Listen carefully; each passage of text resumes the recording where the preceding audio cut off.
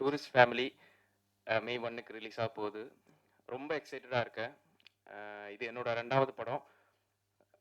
எல்லாமே புதுசா இருந்தது. ஒரு புது இண்டஸ்ட்ரி, புது லாங்குவேஜ், டீமாவும் எல்லாரும் பயங்கர கோஆப்பரேட்டிவா. ஃபர்ஸ்ட் இந்த படம் பண்ணணும். ஒரு இது வந்தது அபி ப்ரோவோட நரேஷன் தான். இந்த அவருக்கு இந்த படத்து மேல எவ்வளோ கான்ஃபிடன்ஸ் இருந்தாங்களோ, அந்த கான்ஃபிடன்ஸ் அப்படியே நம்ம மேல ஸ்ப்ரெட் பண்ண மாரி இருந்துச்சு. அது மாரி நான் தான் செட்ல ரொம்ப டென்ஷனா இருந்தது நான் தான். நான் வெளியில காட்டல. ஏன்னா லாங்குவேஜ் ப்ராப்ளம்னால தான். வேற எதுவும் இல்ல. ஆனா அந்த ஒரு ஃபீல் எனக்கு குடுக்காம ரொம்ப சப்போர்ட்டிவா இருந்த இந்த அபி ப்ரோ மட்டும் இல்லன்னா, இந்த கேரக்டர் என்னால பண்ண முடியாதுன்னு நான் நெனைக்கிறேன். அது மாரி 2வது படம் சசி சார் கூடயும், சிம்ரன் மேம் கூடயும் எல்லார் கூடயும் ஒர்க் பண்ண முடிஞ்சதுல பயங்கர சந்தோஷமா இருக்கேன். அ எனக்கு தோணுது ஃபர்ஸ்ட் எல்லாருக்கும் ஆவேசம் மாரி ஒரு ஃபர்ஸ்ட் படம் கிடைக்காது. ஸோ அத மாரி எல்லாருக்கும் டூரிஸ்ட் ஃபேமிலி மாரி ஒரு செகண்ட் படமும் கிடைக்காது. அதில் நான் ரொம்ப பிளஸ்டா இருக்கேன். Thank you, thank you all, thank you. எல்லோருக்குமே வணக்கம். எனக்கு இந்த மேடை ரொம்ப ரொம்ப முக்கியமான மேடை. ஏன்னா ஈசல்ல வந்து ஜில்லா விட்டு ஜில்லான்னு ஒரு பாட்டு வச்சுக்கிட்டு நானும் ஜேம்ஸ் சாரும் வந்து சார் இது அந்த படத்துல இருந்து எடுத்துட்டாங்க. நாங்க எந்த படத்துக்கு எழுதணுமோ அந்த படத்துல இருந்து எடுத்தாச்சு. இது நிறைய முறை நீங்க கேட்டிருப்பீங்க. ஆனா இந்த ஸ்டேஜில் நான் சொல்லணும், அதனால நான் மறுபடியும் சொல்றேன். அதுக்கப்புறம் ஒரு வருஷம் கழிச்சு ஜேம்ஸ் சார் எனக்கு கால் பண்றாரு. டேய் ஈசன் படத்துல இந்த படம் பாட்டு வருது, சசிகுமார் சாருக்கு ரொம்ப பிடிச்சிருச்சு அப்படின்னாரு. எனக்கு ரொம்ப பயங்கர ஹாப்பி. அந்த மூமெண்ட் எனக்கு இன்னும் ஞாபகம் இருக்கு. ஜேம்ஸ் சார் ஸ்டுடியோல பாட்டு கேட்டு வேற ஒரு பாட்டுக்காக வந்துட்டு இவர் தான் இந்த பாட்டு எழுதணும்னு எனக்கு வந்து ஜேம்ஸ் சார் ஸ்டுடியோல வந்து சார் வந்து எனக்கு கை கொடுத்தாங்க. அந்த லிஃப்ட் வந்து நான் வாழ்க்கையில மறக்கவே முடியாது. அதுக்கப்புறம் நிறைய பாடல் பண்ணிட்டேன். ஆனா எனக்கு ஒரு அடையாளமா எதுவுமே அமையாது. அது அந்த டைம்ல யுவன் சார் ஸ்டுடியோல ஒருத்தர் வராரு. ஆனா நான் படம் பண்ணும்போது கண்டிப்பா நீங்க தான் பாட்டு எழுதுவீங்கன்னு ஒரு கேரக்டர் சொல்லுது. சரிங்க கண்டிப்பா பண்ணலாம் நண்பா அப்படின்னு நான் பேசும்போது அதே மாதிரி குட் நைட்னு ஒரு படம் ஆரம்பிக்கும்போது அந்த படத்தை ப்ரொடியூஸ் பண்ணி எனக்கு எல்லா பாட்டையும் கொடுத்த யுவராஜ் இந்த மேடையில் இருக்கிறது எனக்கு ஒரு பெரிய சந்தோஷம். ஏன்னா அவர் தயாரிச்சு என்ன வந்து ஒரு பெரிய அடையாளப்படுத்தின ஒரு பாட்டை கொடுத்த சசிகுமார் சார் இந்த படத்துல இருக்கிறது எனக்கு பெரிய நிகழ்ச்சியா இருந்தது. நான் அப்படியே வந்து கதை சொன்ன உடனே நான் யாரு ஹீரோன்னு கேட்கும்போது சசிகுமார்னு மனசுக்குள்ள நான் நினைச்சுக்கிட்டேன். இது ஒரு பெரிய அவருக்கு கொடுக்குற ஒரு நன்றி கடனா நான் இந்த படத்துக்கு நான் பெருசா வேலை செய்யணும். அது கண்டிப்பா அது ஒரு சிறப்பான படமா வரும். அதனால நான் அவர்கிட்ட என்ன சொன்னேன்னா, நீ சொன்னதை மட்டும் எடுத்துரு அபி. கண்டிப்பா அது ஒரு வேற லெவல் மூவியா வரும் அப்படிங்கிற மாதிரி நான் ரெக்வஸ்ட் வச்சேன். அபி சொன்ன மாதிரி சொன்னவ தாண்டி 2 மடங்கு சூப்பரா எடுத்திருக்காப்ல. ஏன்னா நிறைய பேர் கதை நேரேஷன் பண்ணுவாங்க. ஆனா ஸ்டோரி விஷுவலா பண்ணும்போது ஏதாவது ஒரு சின்ன தப்பு நடந்துரும். ஆனா அந்த தப்பு கண்டிப்பா இதுல நடக்கலைங்கிற ஒரு நம்பிக்கை எங்களுக்கு பெருசா இருக்கு. அதுக்கு வந்து அபிக்கு பெரிய நன்றி. ஏன்னா எல்லாம் ஒரு ப்ராஜெக்ட் நல்லா வரும்போது தான் அது ஒரு ஹாப்பியா நம்ம வந்து செலிப்ரேட் பண்ண முடியும். ஸோ அது இயக்குனருக்கு நான் பெரிய நன்றி சொல்றேன். சின்ன பையன்தான். ஆனா கண்டிப்பா அது ஒரு பெரிய இயக்குனரா வரப்போறாரு.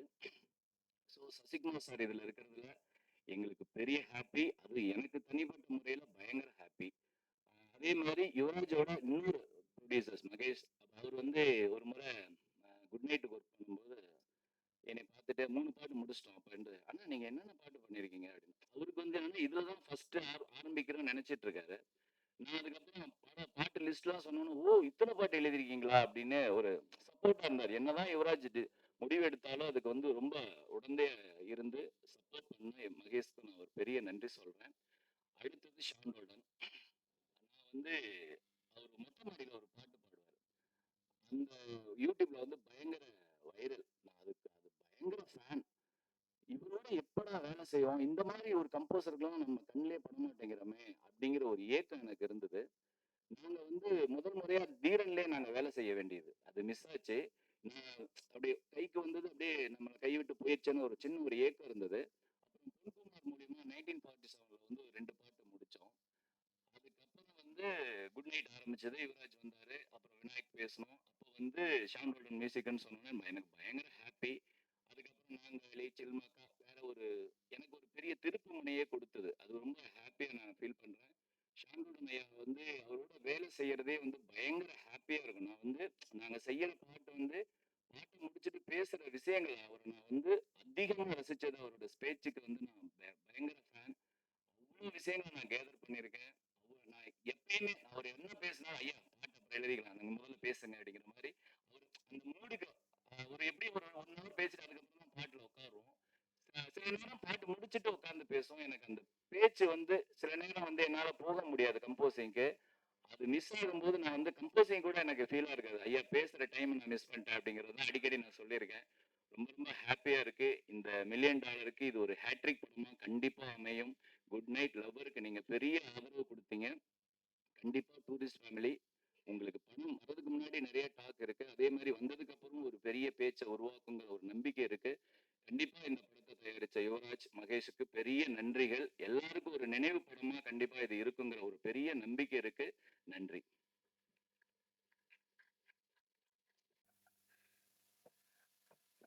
எல்லாருக்கும் வணக்கம்.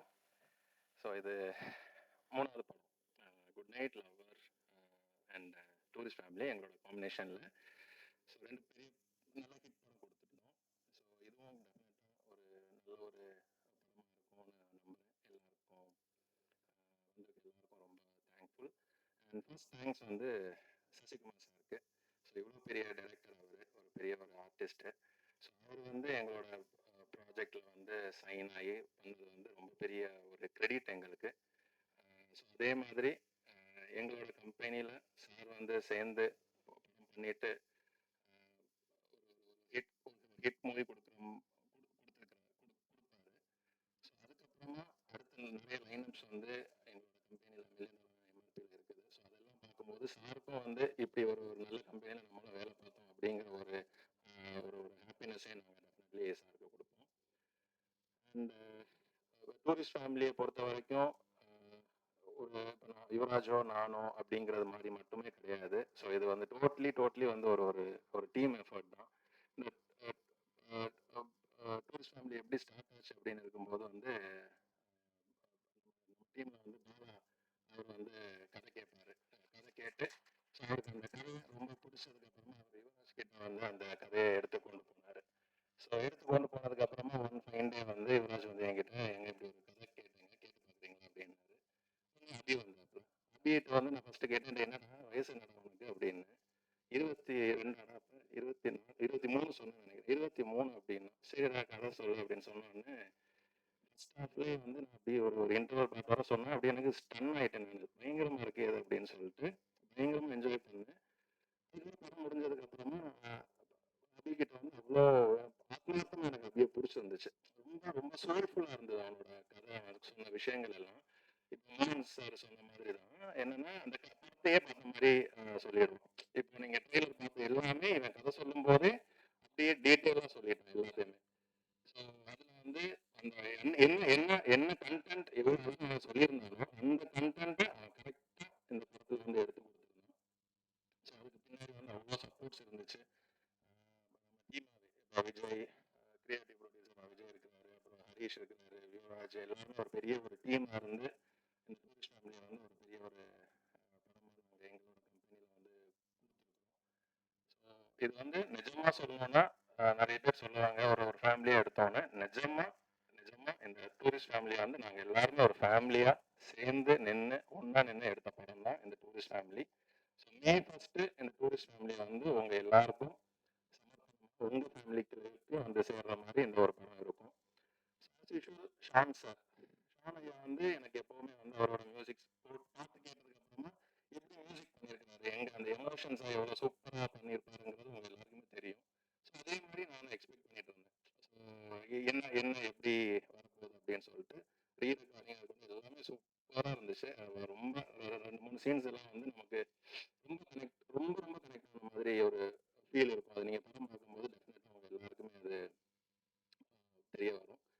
மோகன்ராஜ் சார் அவர் சொன்ன மாதிரி எனக்கு ஃபர்ஸ்ட் அவரை சரியாக தெரியவில்லை. ஸோ அதுக்கப்புறம் அவர் சொன்னதுக்கப்புறம் இப்போ வந்து எல்லாம் பெரிய பெரிய பெரிய பெரிய ஹிட் பட பாடல்கள் எல்லாம் வந்து அண்ணன் கொடுத்துட்டு இருக்காரு. இதில் ஒரு குட்டி பையனாக ஒருத்தர் நடிச்சிருப்பான் கமலேஷ் அப்படின்னு சொல்லிட்டு தெறிக்க விட்டான் அந்த பையன். செம்மையாக பண்ணியிருந்தாப்புல. அவர் இன்னைக்கு வரல, பட் இட்ஸ் சூப்பர். அண்ட் மிதுனும் அதே மாதிரி தான். அவரோட கேரக்டர் வந்து ரொம்ப ரொம்ப செட்டெல்லாம் ரொம்ப சூப்பராக பண்ணி இந்த படத்தை வந்து உங்கள் எல்லாருக்கும் பிடிச்ச ஒரு படமாக அளவுக்கு இது ஒரு ஹோல் டீமை வந்து நாங்கள் எல்லாருமே சேர்ந்து ஒர்க் பண்ணியிருக்கிறோம். வெல் சப்போர்ட் பண்ணுங்க ஆஸ் யூஷுவல். அண்ட் எப்போவுமே நான் 2 மேடையில் ஏறும்போது நான் சொன்னது தான், எனக்கு குட் நைட் அண்ட் லவ்வர் இந்த மேடை அமைஞ்சதுக்கும் காரணம் குட் நைட்டோட சக்ஸஸ் தான். I'm thankful to Vinayak and Manikandan ஐயா அண்ட் அதில் ஒர்க் பண்ண எல்லாருக்குமே லவ்வராக இருக்கட்டும், எல்லாருமே இந்த சக்ஸஸ் கொடுத்தனால தான் இன்னைக்கு இது டூரிஸ்ட் ஃபேமிலியாக வந்து நிற்குது. I'm super happy to see you all again. இந்த படத்துக்கும் நீங்கள் 2 படத்துக்கு என்ன சப்போர்ட் கொடுத்தீங்க அதே சப்போர்ட்டை கொடுப்பீங்கன்னு நம்புகிறேன். தேங்க்ஸ் டு என்டையர் எங்களோட டீமுக்கு. நான் சில பேர் மறந்துருக்கலாம். என்னோட ஒட்டுமொத்தமான டீமுக்கும் என்னோட பெரிய பெரிய நன்றிகள். Thank you so much. வணக்கம். நீங்கள் குட் நைட் அண்ட் லவருக்கு கொடுத்த மாபெரும் வரவேற்பு மட்டும்தான் எங்களால் அடுத்த படத்தை தயாரிக்க முடிஞ்சது. ஸோ நீங்கள் அந்த வரவேற்பு கொடுத்துருன்னா ஒரு சின்ன கம்பெனியான எங்களால் அடுத்த படத்தை தயாரிச்சிருக்க முடியாது. அதுக்கு முதல்ல உங்களுக்கு எல்லாருக்குமே நன்றி சொல்லிக்கிறேன். நான் அந்த ஸ்டேஜுக்கு மட்டும் என்னோட டீம் மட்டும் அப்படியே கூப்பிட்டுக்கிறேன். பாலா, விஜயா, ஹரிஷங்க,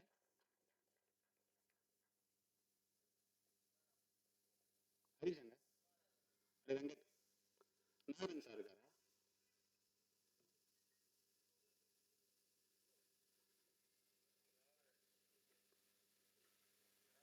வாங்க மேலே.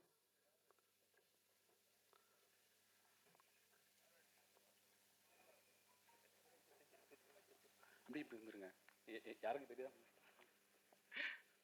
ஸோ எப்பயுமே வந்து எனக்கு ஒன்று இருக்கும், இவங்களாலனா என்னால் எந்த வேலையும் பண்ண முடியாதுன்னு தான் இருக்கும். ஏன்னா என்டையராக சொல்கிறேன், ஹரிஷ் இல்லைன்னா எக்ஸிகியூஷன் சைட்லேருந்து என்னால் எந்த வேலையும் பண்ணியிருக்க முடியாது. லைக் இவன் இல்லைன்னா ஒவ்வொரு படத்தோட எல்லா ஷூட்டிங் டே ப்ராசஸில் அவ்வளோ ப்ரெஷர் இருக்கும். அவ்வளோ ப்ரெஷரையும் எனக்கு வராமல் என்டையராக ஹேண்டில் பண்ணுறது தான். ஸோ இவனுக்கு இந்த இடத்துல ரொம்ப நன்றி சொல்லிக்கிறேன். அண்ட் விஜய் வந்து நார்மலாகவே எனக்கு வர எல்லா பிரச்சனையும் ஒரு பால் மாதிரி இருந்து ஸ்டாப் பண்ணுறாரு. எனக்கு கிரியேட்டிவாக இருக்கலாம், ப்ரமோஷன்ஸ் விஷயங்களா இருக்கலாம், பிஸ்னஸ் விஷயங்களா இருக்கலாம், எனக்கு என்டையரா விஜயோட சப்போர்ட் இருந்தது வந்து இந்த படத்தை வந்து இன்னும் ஈஸியாக ஒர்க் பண்ணுறதுக்கான நிறைய சப்போர்ட் இருந்துச்சு. அண்ட் பாலா தான் என் கம்பெனியில் வந்து கதைகள் கேட்பாரு. ஸோ ப்ரொடக்ஷன் கண்ட்ரோலராகவும் வேலை பார்ப்பாரு. அதாவது 2 சைடும் ப்ரொடக்ஷனும் வேலை பண்ணுவார், கிரியேட்டிவாகவும் வேலை பண்ணுவார். எனக்கு ஏதாச்சும் மேஜராக ஸ்கிரிப்டில் டவுட் இருக்குது, இல்லை எனக்கு வந்து சில கால்ஸில் எடுக்கணும்னா எனக்கு பாலாவோட சஜஷன்ஸ் தான் நான் பெருசாகவே எடுத்துப்பேன். பாலா வந்து எங்கள் கம்பெனியில் முக்கியமான ஒரு மெம்பர். அண்ட் வந்து நாகராஜன் சார் எங்களோட மேனேஜர். அவர் தொடர்ந்து குட் நைட் அண்ட் லவர் இப்போ தொடர்ந்து வேலை பார்த்துட்டு இருக்காரு. இந்த வயசுலையும் எங்களுக்காக ரொம்ப சின்சியராக வேலை பார்த்து கொடுக்குற ஒரு மேனேஜர் அவர். ரொம்ப நன்றி சார். அண்ட் வெங்கட் வந்து என்டையர் ப்ரமோஷன்ஸ் வந்து எங்கள் டீம்ல இருந்து ஹேண்டில் பண்ணுறான். ரொம்ப சின்ன வயசு தான், ஆனால் ரொம்ப சென்சிபிளாக ரொம்ப பொறுப்பாக ஒவ்வொரு விஷயமும் அந்த டைமில் பண்ணி கொடுக்குறதுக்கு ரொம்ப நன்றி வெங்கட், ரொம்ப நன்றி. ஸோ இந்த டீம் இல்லைன்னா என்னால் எந்த ஒரு வேலையும் பண்ண முடியாது. ஏன்னா தொடர்ந்து 35 நாள் 40 நாளில் ஒரு படத்தை தயாரிக்கிறோம். ஏன்னா சின்ன ப்ரொடக்ஷனாக ஸ்டார்ட் பண்ணும்போதும் ஒரு மாபெரும் உழைப்பு தேவைப்படுது. இவங்க இல்லைன்னா என்னால் எந்த ஒரு விஷயமும் பண்ண முடியாதுன்றது தான் எனக்கு தோணிட்டே இருக்கும். ரொம்ப நன்றி. நீங்கள் இல்லைன்னா நான் இல்லை. Love you.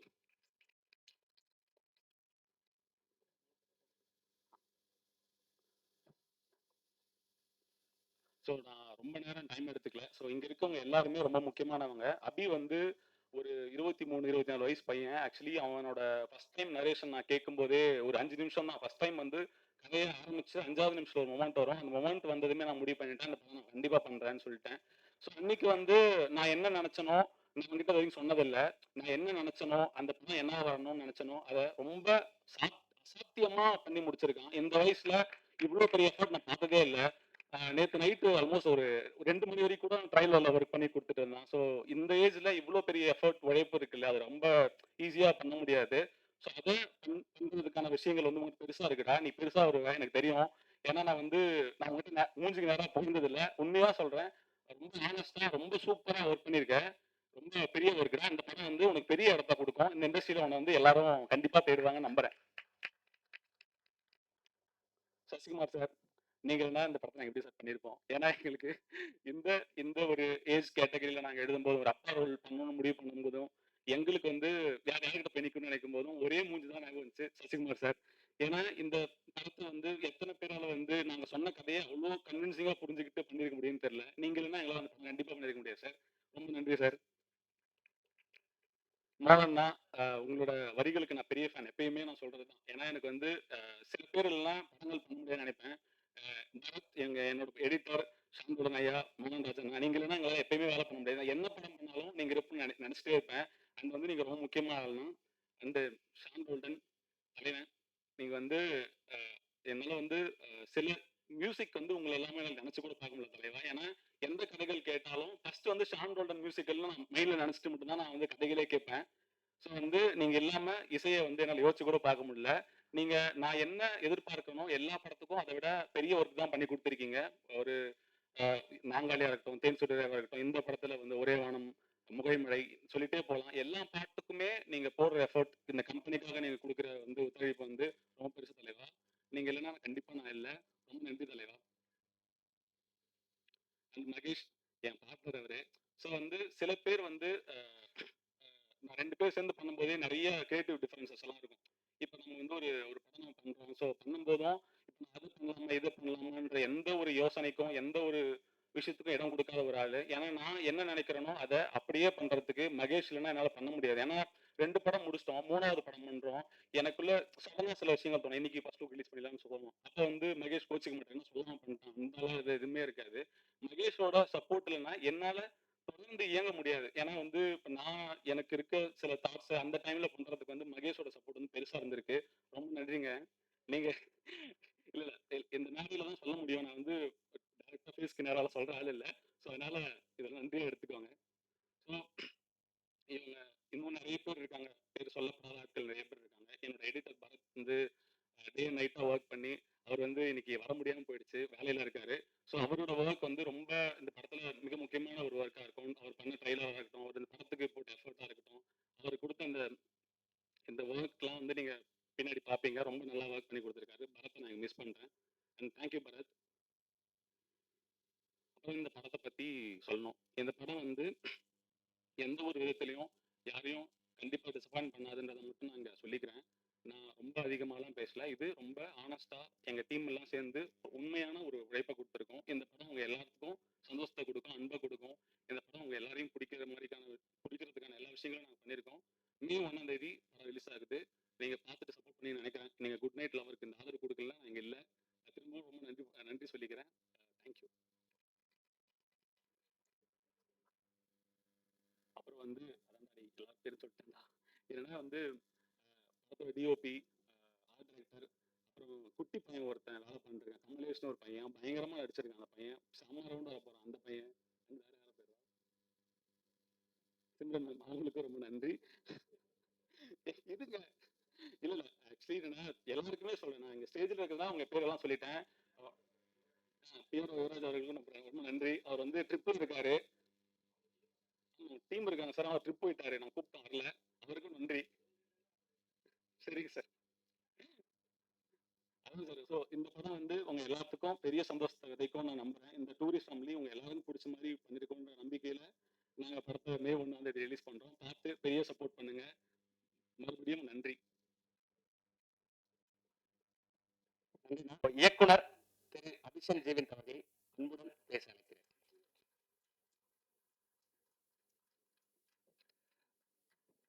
ஸோ எல்லாருக்கும் வணக்கம். என் பேர் அபிஷன் ஜீவன். நான் டூரிஸ்ட் ஃபேமிலி படத்தோட டைரக்டர். இது எங்கேருந்து ஸ்டார்ட் பண்ணுறதுன்னு தெரியல. இங்கே வரும்போதே எல்லாரும் ரொம்ப பயன்படுத்தி தான் அனுப்பிச்சாங்க. கேட்குற கேள்வி கரெக்டாக சொல்லிடணும் அந்த மாதிரிலாம் சொல்லி பயன்படுத்தி அனுப்பிச்சாங்க.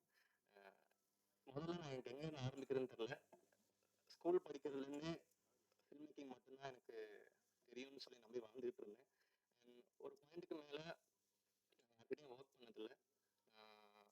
எனக்கு வந்து பெருசாக கான்டாக்ட்ஸ் இல்லை. அண்ட் வயசும் கம்மி. அந்த பாயிண்ட்ல நான் ஒரு கதை எடுத்துகிட்டு போனேன். எடுத்துகிட்டு போனோன்னே எந்த ஒரு எதிர்பார்ப்பும் இல்லாமல் லைக் ஓகே இவனுக்கு வந்து இவன் யாரையும் ஒர்க் பண்ணல, எனக்கு வயசு கம்மியாக இருக்குது, எந்த ஒரு விஷயமே பார்க்காம முதல்ல இந்த படம் கொடுத்த யுவராஜ் அண்ணா அண்ட் மகேஷ் அண்ணா, தேங்க்யூ ஸோ மச். நீங்கள் 2 பேரும் அன்னைக்கு என்ன நம்பலன்னா நான் இன்னைக்கு இங்கே இல்லை. அதுதான் உண்மை. எனக்கு வந்து நான் இந்த பிச்சிங் ப்ராசஸ் அப்போ பாலா நான் உங்களை டார்ச்சர் பண்ணியிருக்கேன். உங்களை டார்ச்சர் பண்ணி இந்த கதையை கேளுங்கன்னு சொல்லி இது பண்ணியிருக்கேன். நீங்கள் கதையை கேட்டு அன்னைக்கு பாலா ஒரு விஷயம் சொன்னார். இது வந்து ஒரு ப்ரொடக்ஷனாக ஓன் பண்ணி பண்ணுற படம் அப்படின்னு சொன்னார் என்கிட்ட. ஏன்னா இது எந்த அளவுக்கு நம்ம ஹீரோஸ் ஒத்துப்பாங்க அப்படின்னு எனக்கு தெரியல. ஒரு ப்ரொடக்ஷனாக ஓன் பண்ணி பண்ண முடியும். என்ன நடந்தாலும் பரவாயில்ல, நான் ப்ரொடியூசர்ஸ் கிட்ட அந்த கதையை ஒன்று சொல்ல வச்சிடுறேன் அப்படி சொல்லிட்டு தான் உட்கார வச்சாரு. இதை சொன்ன உடனே யுவராஜன் ஃபர்ஸ்ட் ஹாஃப் முடியும் போது என்கிட்ட சொல்லிட்டாரு இந்த படம் நான் பண்ணுறோம் அப்படின்னாரு. எனக்கு அது இன்னும் நம்பவே முடியல அந்த பாயிண்ட்டை.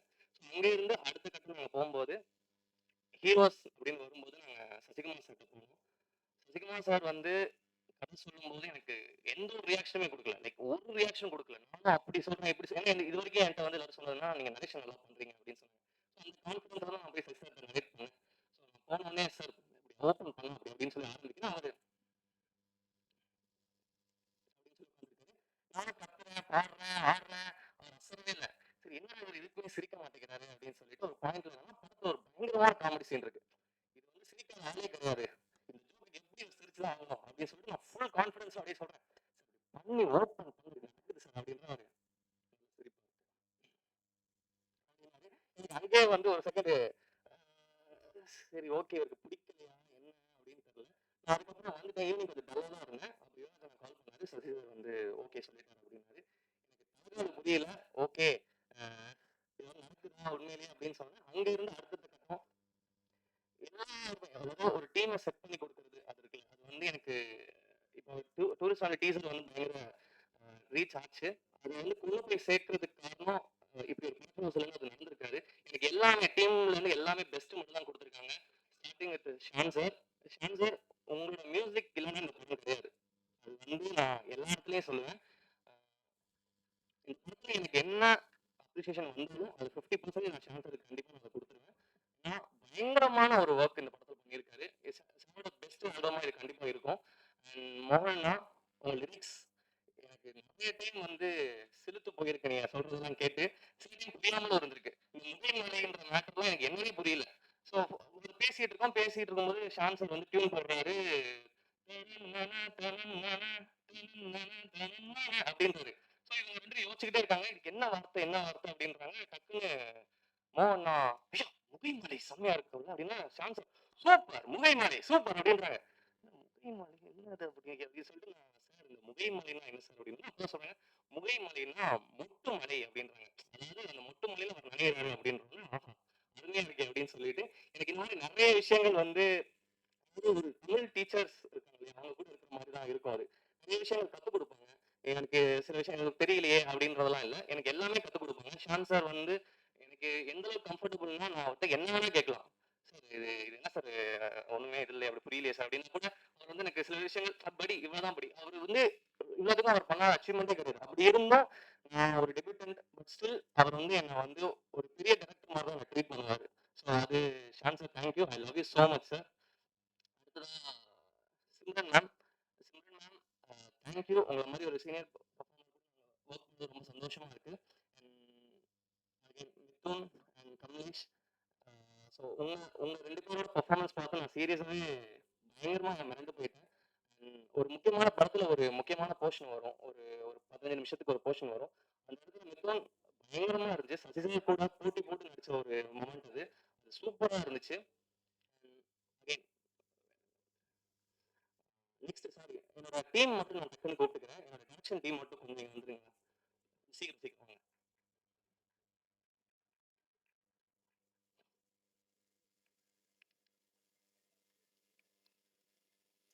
மதன் வாங்க. ஹரிஷ்ணா.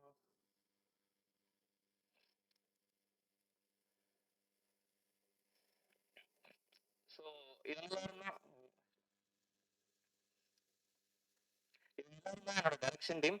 எனக்கு நான் பொதுவாக சொல்லுவாங்க அசிஸ்டன்ட் டைரக்டர்ஸ் வந்து டைரக்டர் லேர்ன் பண்ணிப்பாங்க. நான் ஒரு டைரக்டரா அசிஸ்டன்ட் டைரக்டர்ஸ் நான் நிறைய விஷயம் லேர்ன் பண்ணிக்கிட்டேன். எனக்கு வந்து சில தெரியாத விஷயத்தெல்லாம் நான் வந்து நிறைய கற்றுக்கிட்டு இருக்கேன். ஒவ்வொருத்தருமே பயங்கர டேலண்டான பர்சன். எனக்கு வந்து 100% நம்பிக்கை இருக்கு. இவங்க எல்லாருமே ரொம்ப ரொம்ப நல்ல படங்கள் பண்ணுவாங்க. இந்த ஆப்பர்ச்சுனிட்டி கொடுத்ததுக்கு ரொம்ப ரொம்ப நன்றி. தேங்க்யூ. எல்லாரையும் கவர் பண்ணிட்டேன்னு நினைக்கிறேன். மிஸ் பண்ணியிருந்தா அடுத்த ஈவெண்ட்ல கண்டிப்பா இது பண்ணிடுறேன். Thank you so much.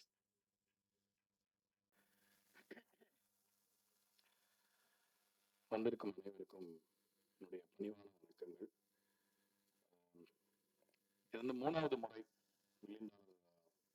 Productions and MRP அவங்களோட அசோசியேட் பண்ணுறது. நான் ஒரு இன்டர்வியூவில் சொன்னேன், நேற்று தான் வந்து யுவராஜையும் மகேஷ் அவர்களையும் மீட் பண்ண நேற்று தான் நேற்று மீட் பண்ண மாதிரி இருக்கு.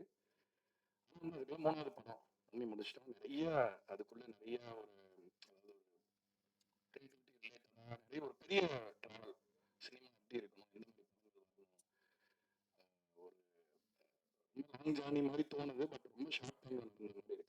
முதல்ல நான் ரொம்ப தேங்க் பண்ணிக்கிறேன் யுவராஜ் அண்ட் மகேஷ் 2 பேருக்குமே இந்த அற்புதமான ஜேர்னியில வந்து என்ன தவிர்க்காம என்னையும் கூட கூட்டிட்டு போறதுக்கு நான் ரொம்ப நன்றி பட்டிருக்கேன். நான் வந்து இந்த துறைக்கு மியூசிக் போட வந்தது வந்து எல்லாரும் கேட்பாங்க என்ன என்ன பண்ணணும்னு நினைக்கிறீங்க, எல்லாருமே வந்து எப்ப நம்பர் ஒன் ஆக போறீங்க அந்த மாதிரி ஒன்று கேட்பாங்க. நான் வந்து அந்த மாதிரி எந்த நோக்கத்தோடையுமே வரல. ஒரு நல்ல படைப்புகளை பண்ணி அதை வந்து நம்ம பகிரும்பொழுது அந்த ஒரு நம்ம அது மூலமா பண்ற ஒரு ஒரு நல்லது வந்து ரொம்ப சஸ்டைனபிளா இருக்கும். ஏன்னா வந்து இப்போ நம்ம ஒரு உயரத்துக்கு போறோம் அப்படின்னா ஒரே நாள் அந்த உயரத்துக்கு போயிட்டு அதுல நிறைய ரிஸ்க் இருக்கு. ஏன்னா நம்ம திடீர்னு ஒரு உயரத்துல தூக்கி வச்சிடுறாங்க. அதுக்கப்புறம் அந்த உயரத்தை வச்சுக்கிட்டு என்ன பண்றது அப்படிங்கிறதுக்கு 10,000 பேர் 10,000 விஷயம் சொல்லுவாங்க. ஆனா வந்து அந்த நோக்கமே நம்மளுக்கு கிளியரா இருக்காது. ஏன்னா அதுக்கப்புறமா அந்த நம்ம போன அந்த உயரத்தை அதை காப்பாற்றுறதுக்கே நம்மளுடைய வாழ்க்கை சரியா போயிடுது. அதுல நம்ம பண்றது சரியா, இசை சமூகத்துல என்ன செய்யணும், ஜனங்களுக்கு எப்படி பயன்படணும், இந்த மாதிரி விஷயங்கள்லாம் வந்து நம்ம யோசிக்கிறது இல்லை. அந்த ஒரு ரீதியில பார்க்கும்போது நான் இந்த சினிமா ஜேர்னில இது வரைக்கும் நான் ஒர்க் பண்ண எல்லா டைரக்டர்ஸ், எல்லா ப்ரொடியூசர்ஸ் எல்லாருக்குமே ஒரு தேங்க்ஸ் சொல்லிக்கிறேன். இந்த இடத்துல நல்ல நல்ல படைப்புகளை நல்ல படங்கள்லாம் வந்து எனக்கு பணிபுரியறதுக்கு ஒரு வாய்ப்பு கொடுத்ததுக்கு எல்லாருக்கும் நன்றி சொல்லிக்கிறேன். டூரிஸ்ட் ஃபேமிலி இந்த படம் ஆரம்பிக்கும்போது விஜய் தான் வந்து என்னுடைய ஆளுநர் இந்த படத்தோட கிரியேட்டிவ் ப்ரொடியூசர் விஜய். ஸோ அவரும் ஒரு முக்கியமான காரணம். நான் இன்னைக்கு வந்து நான் என்னெல்லாம் சாதிச்சிருக்கேன்னு நான் நினைக்கிறேனோ அது எல்லாத்துக்குமே வந்து அதில் ஒரு அப்சல்யூட்லி ஒரு 50% பங்கு அவருக்கு போகும். என்னை சுற்றி எல்லாமே நல்லா வெல்விஷர்ஸ் தான். சம்டைம்ஸ் எனக்குன்னு சில ஆம்பிஷன்ஸ்லாம் இருக்கும். பட் என்னை வந்து எல்லாரும் நம்ம பேர் நம்ம ஒர்க் எல்லாருக்கும் தெரியற மாதிரி பண்ணலாம் ஒரு முக்கியமான ஒரு தூண் யுவராஜ் மாதிரி. ஃபர்ஸ்ட் இந்த படம் ஆரம்பிக்கும் போது அவர் சொன்னார் இந்த மாதிரி ஒரு கதை இருக்கு நீங்கள் கேட்டு பாருங்க அப்படின்னு. பொதுவாக நான் நரேஷன்ஸ் கேட்கறது தவிர்த்துருவேன். சசிசாட்டம் வெயிட் பண்ணணும்னு சொன்னார் இல்லையா, அது எனக்கு ரிவர்ஸாக இருக்கும். சில டேரக்டர்ஸ் வந்து நடிச்சு காட்டணும் அப்படி இப்படின்னு சொல்லி பயங்கர மேலமாக ஒன்று பண்ணிட்டு போயிடுவாங்க. அதுக்கப்புறம் அந்த படத்தில் அந்த மாதிரி இல்லைன்னா ஒரு மாதிரி கொஞ்சம் இது இந்த மாதிரி 2-3 இன்ஸ்டன்ஸ் நடந்ததுனால சரி நீங்கள் ஸ்கிரிப்ட் கொடுத்தீங்கன்னா அட்லீஸ்ட் லிட்ரேச்சர் லெவலில் எனக்கு தெரியும் இல்லையா, படத்தோட ஃபார்மேஷன் எப்படி இருக்கு, அதோட போக்கு எப்படி இருக்கு, கதையுடைய அந்த ரேஷியோ எல்லாமே கரெக்டாக இருக்கா, இசைக்கு வழி எதாவது இருக்கா. ஏன்னா சில படம் பார்த்தீங்கன்னா கம்ப்ளீட்டாக டைலாகாக இருக்கும். நம்ம என்னதான் தலையே நின்னாலும் அங்கே மியூசிக் போடவே இடம் இருக்காது. பவர்பாண்டி படம் பண்ணும்போது அந்த படத்தோட எடிட்டர் வந்து என்னை நம்பி நிறைய இடம் எம்டியாக விட்டுருந்ததுனால அந்த சில பீசஸ் வந்து நம்ம இது பண்ண முடிஞ்சது. ஏன்னா வந்து ஒரு கதாபாத்திரங்களோட எண்ண ஓட்டங்கள்லாம் வந்து இசை வந்து ரொம்ப ஈஸியாக சொல்லிடும் டைலாக்ல சொல்றது. ஸோ அப்படிலாம் இருக்குமே அப்படின்னு சொல்லிட்டு இல்லை நான் அபியை கூட மீட் பண்ணேன் ஒரு வாட்டி. மீட் பண்ணிட்டு ஃபர்ஸ்ட் டைம் நரேட் பண்ண ஆரம்பிக்கும் போது ஏதோ பேசணும். அப்படி இல்லை நீங்கள் ஸ்கிரிப்ட் கொடுத்துருங்க நம்ம படிச்சுக்கலாம் அப்படின்னு சொல்லிட்டு நான் அனுப்பிச்சு விட்டேன். அதுக்கப்புறம் வந்து இன்னொரு வாட்டி இல்லை இந்த நரேஷன் நீங்கள் கேளுங்க, இது நரேஷனாக கேட்கலாம் உங்களுக்கு அந்த எஃபெக்ட் கிடைக்கும் அப்படின்னு. அப்போ ஏன் புரிஞ்சுது. அவர் வந்து ஒரு 2 மணி நேரம் நரேட் பண்ணார். நரேட் பண்ணும்போது எனக்கு உண்மையிலேயே ஒரு முழு படம் அந்த மியூசிக்கோட எல்லா ஒரு இதோடையும் ஃபுல்லாக ஒரு கம்ப்ளீட்டான ஒரு காப்பி பார்த்த ஃபீலிங்கே எனக்கு நரேஷன்லேருந்து கிடைச்சது. ஒவ்வொரு கேரக்டர் மாதிரியும் மாற்றி மாற்றி பண்ணும்போது அதே மாதிரி முகபாவனைகள் எல்லாமே டிஃப்ரெண்ட் டிஃப்ரெண்ட் பண்ணி காமிச்சாரு. எனக்கு ரொம்ப யாருக்கும் அந்த பையன், ஏன்னா அப்புறம் தான் வயசு கேட்டேன். முதல்ல எனக்கு தெரியல. ஏன்னா இப்போ ஆளை பார்த்து வயசுலாம் சொல்ல முடியாது. இப்போ அதனால வந்து ரொம்ப யங்காக இருக்காரு, என்ன வயசு இருக்கும், ஒரு 30 வயசு இருக்குமா, இல்லை ஜஸ்ட் 24 இயர்ஸ் ஓல்டு அப்படின்னாங்க. இன்னும் ஆச்சரியமா இருந்தது. ஏன்னா இந்த படத்தில் சொல்லியிருக்கிற விஷயம் அந்த மாதிரி. அதாவது வந்து இப்போ பொதுவாக வந்து நல்ல படங்கள் எடுக்கணும் அப்படின்னா அதாவது நல்ல கதாபாத்திரங்கள், ஒரு நல்ல டிராமா இருக்கணும், ஒரு குடும்ப வேல்யூஸ் பேசுறது அப்படிங்கிறத காட்டிலும் ரொம்ப வந்து ஒரு ஒரு ஒரு ஹைப்பர் மேஸ்குலைன் ஹீரோயிசம் வந்து எப்பயுமே ஒரு ஒரு இது இருக்கு, ஒரு ரசிகர் கூட்டங்கள் இருக்கு, அதை சுற்றி ஒரு ஹைப் இருக்கு, ஒரு பில்டப் இருக்கு. அந்த படங்கள் வந்து அதோட தாக்கம் கண்டிப்பாக நம்மளால ஃபீல் பண்ண முடியுது.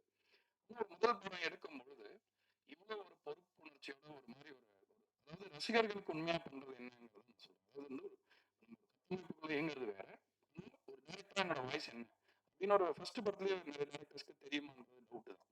சம்டைம்ஸ் டவுட் வரும். அந்த மாதிரி ஒரு டவுட்டே இல்லை, அவ்வளோ ஒரு கிளாரிட்டியோட நரேட் பண்ணாரு. So Abhi thank you so much for tourist family. என்ன உண்மையிலே ஹீல் பண்ணிச்சு. இந்த படத்தில் வேலை பண்ணது வந்து நான் கிட்டத்தட்ட என்னுடைய ஒரு பிளெஸிங்காக பார்க்குறேன். அண்ட் சசிகுமார் சார், நான் ரொம்ப வருஷங்களாக பல பரிமாணங்கள் ஒரு இயக்குனராக நடிகராக நிறைய விஷயங்கள்லாம் பார்த்து ரொம்ப ரசிச்சிருக்கேன். பட் அந்த கொலாபரேட் பண்ணுற ஆப்பர்ச்சுனிட்டி வரல. அது டூரிஸ்ட் ஃபேமிலிக்காக நடந்திருக்கு அப்படிங்கிறது வந்து ரொம்ப ரொம்ப ரொம்ப சந்தோஷமா இருக்கு. மோகன்ராஜன் ஐயா வந்து ஆக்சுவலாக நீங்கள் இந்த ஈசன் படத்தில் அந்த வாய்ப்பு கொடுத்துருக்கலாம், இன்னைக்கு நாங்கள் இந்த படத்தில் பண்ணியிருப்போமான்னு தெரியல. அதனால கண்டிப்பாக அதில் உங்களுக்கு ஒரு பெரிய பங்கு இருக்கு எனக்கு அவர் கிடைச்சதுல.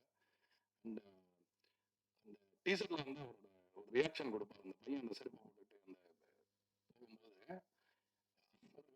புதுமையான ஒரு ரியாக்ஷன் கொடுத்துருந்தாரு. நான் அந்த மாதிரி பார்த்ததே இல்லை இது வரைக்கும். ரொம்ப புதுசா ஒரு பெர்ஃபார்மன்ஸ் பண்ணியிருக்காரு. சசிகுமார் சாருக்கு இந்த படம் ரொம்ப ஸ்பெஷல் இருக்கும்னு கண்டிப்பா நான் ஒரு கான்ஃபிடென்ட்டா சொல்லுவேன்.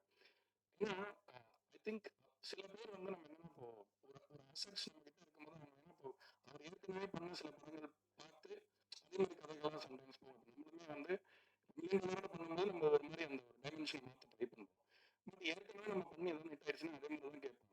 அந்த மாதிரி பார்த்தபோது எனக்கு அப்படியே ஒரு டிஃப்ரெண்டான படத்தை முதல்ல பார்த்த ஒரு ரசிகன்ற முறையில் நான் ரொம்ப பிரமிச்சேன். ஆக்சுவலாக பர்ஃபார்மன்ஸ் ரொம்ப என்ஜாய் பண்ணேன். உங்களுக்கு கண்டிப்பாக ஒரு பெரிய ஒரு ஸ்பெஷல் படமா எல்லா ரீதியிலுமே இருக்கும்ன்றது நான் நம்புறேன் சார். அதே மாதிரி என்னுடைய நான் உடல் தான் என்னோட உயிர் உட்கார்ந்துருக்கு கரும் சத்தம் போட்டுக்கிட்டு மோகன்ராஜன்.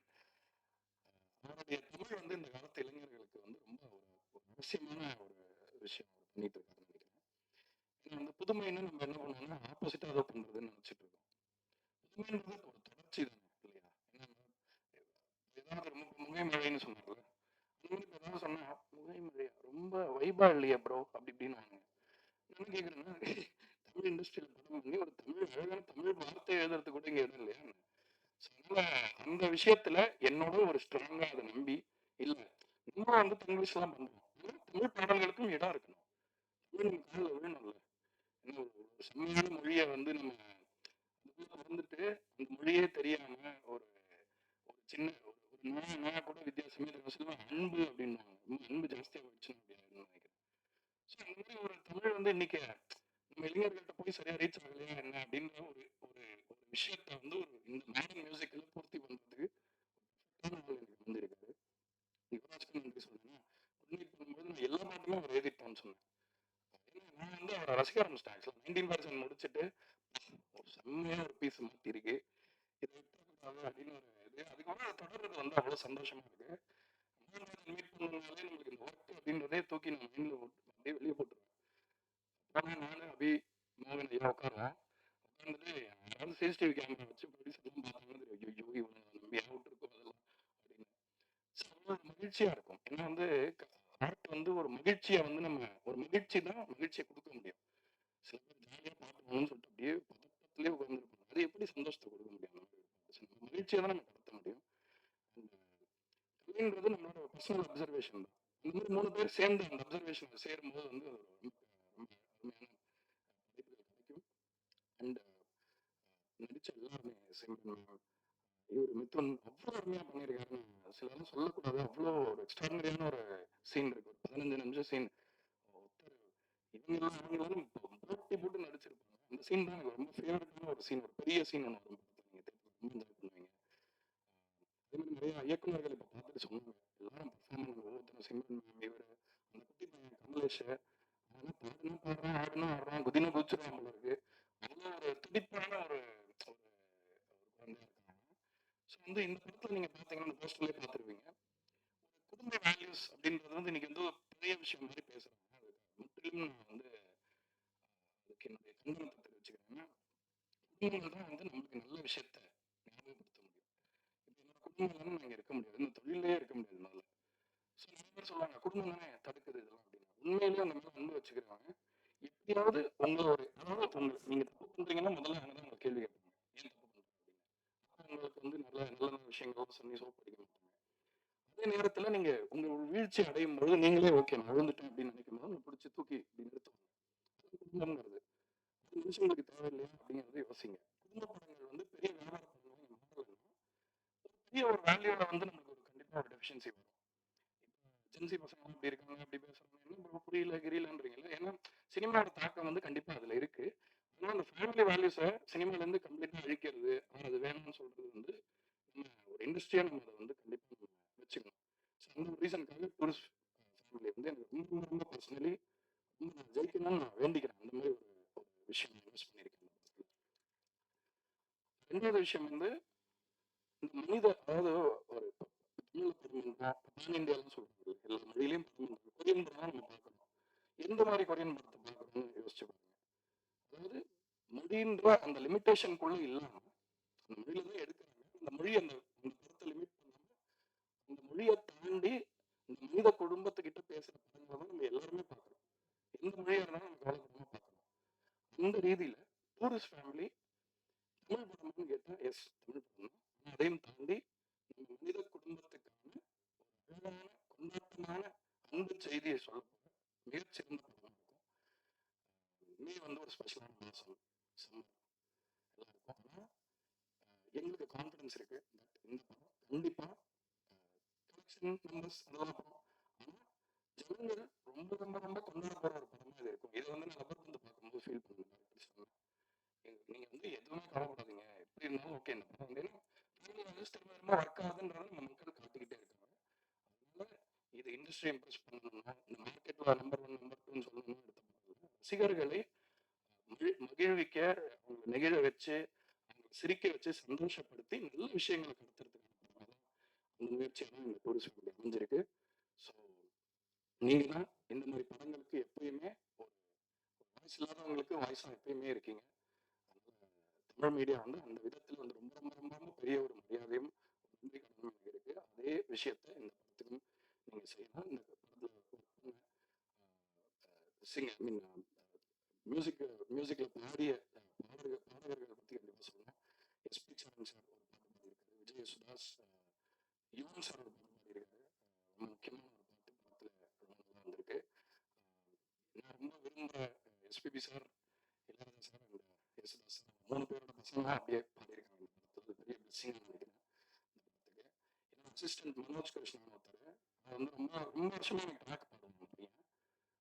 நல்லா இருக்கும்னு இவங்களும் சொல்லுவாங்க. பட் சம்டைம்ஸ் சில கம்பல்ஷன்ஸ்க்காக நம்ம சில பேர் சிங்கர் போகாதுன்னு பண்ணுவோம். இந்த படத்துல நான் பாடியிருக்கேன். அது வந்து எனக்கு ரொம்ப சந்தோஷமா இருக்கு. அசிஸ்டன்ட் ரொம்ப பியூட்டிஃபுல்லா பாடியிருக்கேன். அந்த பாட்டு போய் கேட்டு பாருங்க. மனோஜ் கிருஷ்ணன் பேரு. அப்புறம் இங்க வெங்கட் எங்க இருக்காரு? வெங்கட் இந்த படத்துல அவர் ஒரு பாட்டு பாடியிருக்காரு. ஸோ அவர் எல்லாம் இது ஒரு டீம் பாக்கி இல்லாமல் எல்லா டீம்ல வேலை செஞ்சிருக்காரு அவரு. ஸோ இந்த இறகைன்ற பாட்டோட ரிப்ளேஸ் வெர்ஷன் பாடியிருக்காரு. படத்துலயே வேற ஒரு லாங்குவேஜ்ல பாடுறாரு. அதுக்கும் இதுக்கும் பெரிய டிஃபரன்ஸா இருக்கு. மியூசிக்னா அப்படியே ஒரு மூச்சு மாதிரி இருக்கு அவருக்கு. எப்பவுமே ஆசைப்படுறவங்களுக்கு தான் ஒரு விஷயம் கிடைக்கும். எவ்வளவு அறிவு இருந்தாலும் கிடைக்காது. ஆசைப்படுறவங்களுக்கு அது மேல ஒரு டிவோஷன் இருக்கவங்க கிடைக்கும். ஸோ உங்களுக்கு நீங்க இன்னும் நிறைய பெரிய பெரிய பாடல்கள் பண்ணணும்னு கேட்டுக்கிறேன். அதே மாதிரி இந்த பாடல்களை மிக்ஸ் பண்ண அஸ்வின் ஜார்ஜான், விவேக் தாமஸ், பாலு தங்கச்சன் எல்லாருமே நீங்க கேட்ட எல்லா ஹிட் பாடல்களுக்கும் பெரிய உழைப்பு போடுறாங்க. அவங்களுக்கு நான் நன்றி. Entire team, assistant Sabari Krishna, அவனுக்கு ரொம்ப ரொம்ப நன்றி. ஏன்னா இந்த படத்துல அதாவது வீட்டில் அப்பாவுக்கு பிரச்சனைன்னா அப்பாவுக்கு பிரச்சனை மாதிரி இருக்கும். ஆனால் அப்பா கூட அம்மா இருப்பாங்கல்ல, அவங்களுக்கு தான் மேஜர் அடி விழும். ஸோ அந்த மாதிரி நம்மளுக்கு அடி விழுறதோட அசிஸ்டன்ஸ்க்கு தான் ரொம்ப இன்னும் டபுள் ஒர்க் இருக்கும்.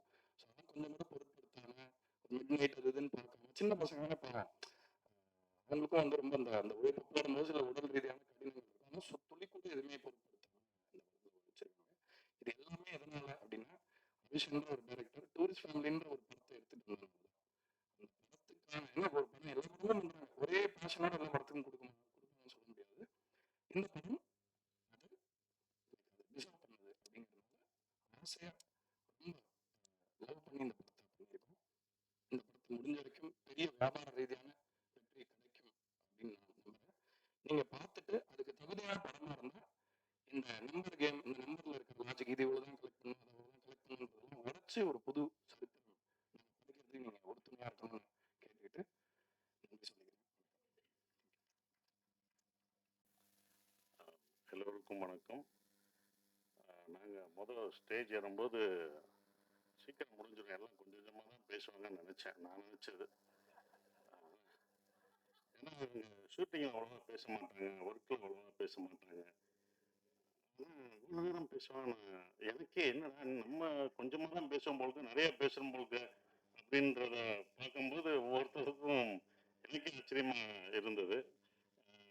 அவ்வளோ நல்லா பேசினாங்க. அவங்க பேசுறது காரணம் என்னன்னா, இங்கே தான் நன்றி அவங்க சொல்ல முடியும், வேற எங்கேயும் அவங்க நன்றி சொல்ல முடியாது. அது ஒன்று இருக்கு. ஒருத்தவங்களும் வேற எங்க அவங்க தனியாக பார்த்து அவங்க நன்றி நன்றின்னு சொல்ல முடியாது. ஓ, அந்த நன்றி மறக்காம இருக்கணும் அப்படின்றதுக்காக தான் இங்கே ஒவ்வொருத்தவங்க அந்த நன்றியை தெரிவிச்சுக்கிறாங்க. அப்படிதான் நம்ம பார்க்கணும். அந்த நன்றி வந்து வெற்றி பெற்றவங்களுக்கும் அந்த நன்றியை நீ வந்து உன் தயாரிப்பாளருக்கு காமிக்கணும்னு அந்த டைரக்டருக்கு நான் ஒரு அட்வைஸாக சொல்லிக்கிறேன். அதுதான் நன்றி. நீ அது முடிஞ்ச பிறகு நீ என்ன நன்றி செலுத்துறியோ அதுதான். எல்லாம் படத்தை பற்றி சொன்னாங்க, இப்படி வரும் அப்படி வரும்ன்ற ஒரு விஷயம் சொன்னாங்க. நல்லா இருக்கு.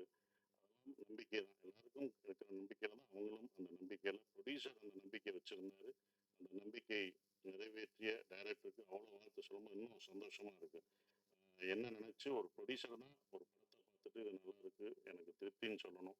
அது ஒரு 100% சொன்னது எனக்கு சந்தோஷமா இருக்கு. இருந்தாலும் நல்லா எழுதிட்டோம் அப்படின்னு ஒன்று இருக்கும்ல, நல்லா நல்லா எழுதியிருக்கோம் சப்ஜெக்ட், என்ன ரிசல்ட் வருதுன்னு ஒரு பயம் இருக்கும்.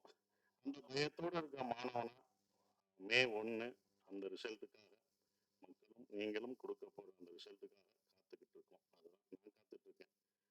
ஏன்னா எங்க படத்தை பத்தி நீங்க தான் பேசணும். நாங்க இங்க வந்து படம் இப்படி பண்ணிட்டோம் அப்படின்னு சொல்றதை விட நீங்க நல்லா இருக்கும், நீங்க தான் எல்லாருமே சொல்லணும். மக்களும் ப்ளஸ் எல்லாமே நீங்க சொல்லணும். எனக்கு இந்த படம் அவர் சொன்னார் ஃபுல்லா அபி 24 வயசு பையன் வந்து சொல்லும்போது இங்க வயசு முக்கியம் இல்லை, நல்ல கதை நல்ல விஷயம்தான் முக்கியம். அதை யுவராஜ் அந்த டீம் பார்க்கல. ஏன்னா அவங்க ஒரு ப்ரொடக்ஷன் ஃபர்ஸ்ட் வந்து என்கிட்ட சொல்லும்போது 2 நண்பர்கள், அந்த 2 பேரும் நண்பர்கள், அற்புதமான நண்பர்கள். அதுவே எனக்கு பிடிச்சி போச்சு. மொதல் பாஸ் நண்பர்களா இருக்கீங்க, இப்படி ஒரு நட்பு அப்படின்னு ஒன்று இருக்கும்ல, அந்த நட்புக்கே ஏதோ செஞ்சிருக்கணுமே அப்படின்றது. 2வது அவங்க எடுத்த படங்கள் 2மே எல்லாருக்கும் பிடிச்ச படம், கேட்கவே தேவையில்லை, அவ்வளோ பர்ஃபெக்டாக செலக்ட் பண்ணி சொல்லுவாங்க. அப்புறம் நம்ம என்ன சொல்றது, நம்ம தான் அதுக்குள்ளே போகிறேன், நான் தான் இந்த படத்துக்குள்ளே நுழைஞ்சிருக்கேன். அது எனக்கு தான் பெரிய ஒரு விஷயமா நான் நினைக்கிறேன். கதை சொல்லும்போது கூட அப்படியே அந்த மியூசிக்கெல்லாம் போட்டு விட்டாப்புல, அங்கே போட்டு அப்படின்னு வரும் சொல்கிறாப்புல. நான் சொல்லலை, நான் பார்த்து சீரியஸாக பார்த்தேன். கேட்டுக்கிட்டு யுவராஜ் சிரிக்கிறாப்புல, யுவராஜ் அழுகிறாப்புல, என்னடா கூட வந்த ப்ரொடியூசர் அழுகிறாப்புல, நான் அப்படியே திரும்பி பார்க்குறேன், ஒரு சவுண்டு கேட்குது. என்னன்னு பார்த்தா பக்கத்தில் இருக்க ப்ரொடியூசர்ஸ் அதுக்கு அழுகிறாப்புல, திடீர்னு அவர் சிரிக்கிறாரு. ஓகே, இது சைடு எஃபெக்ட் கொடுக்குறாங்க உங்களுக்கு அப்படின்னு நினச்சேன். அதுக்கப்புறம் எனக்கு உண்மையிலே கதை ரொம்ப பிடிச்சிருந்தது. ஏன்னா நான் கேட்ட கதையிலே ரொம்ப நாள் ஆச்சு நான் கேட்ட உண்மையிலே ஒரு ஒரு கதையை முதல்ல இருந்து கடைசி வரைக்கும் எந்த வித மாற்றமும் செய்யாமல் அப்படியே இருக்கிற இதை மாற்றிக்கலாம் அப்படி மாற்றிக்கலாம் அப்படி மாற்றிக்கலாம் அப்படி எதுவுமே இல்லை, அது கரெக்டாக இருந்தது.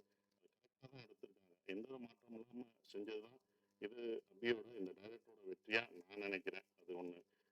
ஏன் அவர் சொன்னார் சார், ஏன் சார் நான் அவ்வளோ சொன்னேன் நல்லா பேசும்போது நீங்கள் ஒரு தடவை கூட சிரிக்கல, உன்னை டிஸ்டர்ப் பண்ண, நீ ஒரு காமெடி படம் பண்ணுற, காமெடி சொல்கிறேன்னா உள்ளுக்குள்ளேயே சிரிச்சுக்குவேன், உள்ளுக்குள்ளேயே ஆடுவேன், எல்லாமே உள்ள இன்னர் இது ஆடுவாரு, ஆனால் வெளியில் இல்லை, உன்னை டிஸ்டர்ப் ஆகிடுவேன், நான் சிரிச்சு அதனால் அடுத்த லைனுக்கு போகக்கூடாது அப்படின்னு சொன்னோம். அதுக்கப்புறம் தான் சிம்ரன் மேடம் இந்த படத்துக்கு அப்போ சொல்லும்போது எனக்கு இல்லை, சிம்ரன் மேடம் நடிக்கிறாங்க அப்படின்னு. சார் சிம்ரன் மேடம் கதை சொல்ல போகிறேன், எப்படி என்ன சொல்லுவேன், நான் எனக்கு ஒன்று போடுவேன், மியூசிக்கை போட்டு அப்படி இப்படி நடிச்சு காமிப்பேன், அது உங்களுக்கு பண்ண அவங்களுக்கு பிடிச்சிரும். அப்படியே சார் கண்டிப்பாக பிடிக்கும் அப்படின்னு அடுத்து அவங்க ஓகே பண்ணிட்டாங்க. அவங்க ஏன் ஓகே பண்ணால் அந்த கதை, அவங்களும் இதில் வந்தது வந்து எல்லாம் கேட்டது சிம்ரன் நீங்கள்மா எப்படி, ஏன்ப்பா நாங்கள் நடிக்கக்கூடாதுப்பா சிம்ரன் மேடத்தோட, இது இல்லைங்க நீங்கள் கிராமம்னா கிராமத்திலே அப்படி விவசாயம் பார்த்துட்டு இருக்கோம், ஏன் அங்கே நடிக்கக்கூடாதா, எங்களுக்கு சிம்ரன் கிடைக்கக்கூடாதா, இது என்ன எல்லாருடைய ஏக்கம் தான் போகாது, எல்லாரும் இது பண்ணுறது எங்களுக்கு கிடைக்கக்கூடாதா, என்ன எப்படி எப்படி எப்படின்னா உங்களுக்கு என்ன பண்ணணும், அது அப்படிதான் கதை பாருங்க அப்படின்னு. அப்படிதான் சிம்ரன் மேடத்தை எல்லாம் கேட்குற கேள்வி படம் பார்க்கும்போது உங்களுக்கு தெரிஞ்சிடும் எதுக்கு சிம்ரன் மேடம் இந்த படத்தில் எல்லாருக்கும் பிடிச்சவங்க சிம்ரன். அது கண்டிப்பாக இந்த படத்தில் அந்த குடும்பமாக அவங்களுக்கு என்னையும் சிம்ரன் என் குழந்தைங்க பசங்க எல்லாத்தையும் அவங்களுக்கு அது பிடிக்கும். அவங்க அவ்வளோ பர்ஃபார்ம் பண்ணாங்க. அவங்கள அதாவது என்னென்னா அவங்கள எனக்கு இன்னொன்று அவங்கள பாராட்ட வேண்டியதுலாம், இப்போ வரைக்கும் அவங்க ஹீரோயினாக நடிக்கலாம், இந்த படத்துலையும் அவங்க ஹீரோயின் தான், நான் ஹீரோ அவங்க ஹீரோயின். ஸோ அவங்க எப்பவும் ஹீரோயினாக நடிக்கலாம். ஸோ அது ரொம்ப அற்புதமாக பர்ஃபார்ம் பண்ணாங்க. அவங்கள வந்து அஹ், எல்லாருமே வரும்போது சிம்ரன் மேடம் கொஞ்சம் பயந்தாப்புல, டேரக்டர் சிம்ரன் மேடம் இருக்காங்க, இவங்க இருக்காங்க அப்படின்னு நிறைய பயப்படுவார். ஸோ அதெல்லாம் தவிர்த்துட்டு பாஸ்கர் சார் இப்படி போய் பேசி இப்படி பண்ண எல்லாம் சரியாயிடும் அப்படின்னு சொல்லி அப்படி தான் பண்ணுது. இந்த கதை ஏன் எனக்கு ரொம்ப பிடிச்சிருந்த ஒரு விஷயம் அப்படின்னா, இது வந்து ஈழத்தமிழன் பேசுகிற ஒரு இது, நான் வந்து பேசுகிறது வந்து ஸ்ரீலங்கன் தமிழ், ஈழத்து தமிழ் பேசுகிற ஒரு குடும்பம் இங்கே வந்து எப்படி சர்வே ஆகிறாங்க அப்படின்றது. இதை பார்க்கும்போது உங்களுக்கு காமெடியாக தெரியும், காமெடியாக இருக்கும். எப்படின்னு யூஸ்வலாக ஸ்ரீலங்கன் படமோ ஒரு ஈழத்தமிழ் படங்கள் எடுக்கும்போதோ அது சோகமாகவும் கஷ்டமாகவும் தான் நம்ம பார்த்துருப்போம். இந்த படம் சந்தோஷமாக இருக்கும், உங்களுக்கு சிரிக்க வச்சுட்டே இருக்கும், ஆனால் உள்ளுக்குள்ளே உங்களுக்கு ஒரு விஷயத்த சொல்லிக்கிட்டே இருப்போம் அவங்க வழிகளை. அதாவது ஒரு சந்தோஷத்தை வலியை மறைத்து தான் சந்தோஷத்தை நம்ம கொடுக்க முடியும். அந்த வலிகளை மறைத்து இந்த குடும்பம் உங்களுக்கு சந்தோஷத்தை கொடுத்துட்டே இருக்கும். அப்படிதான் வரும்.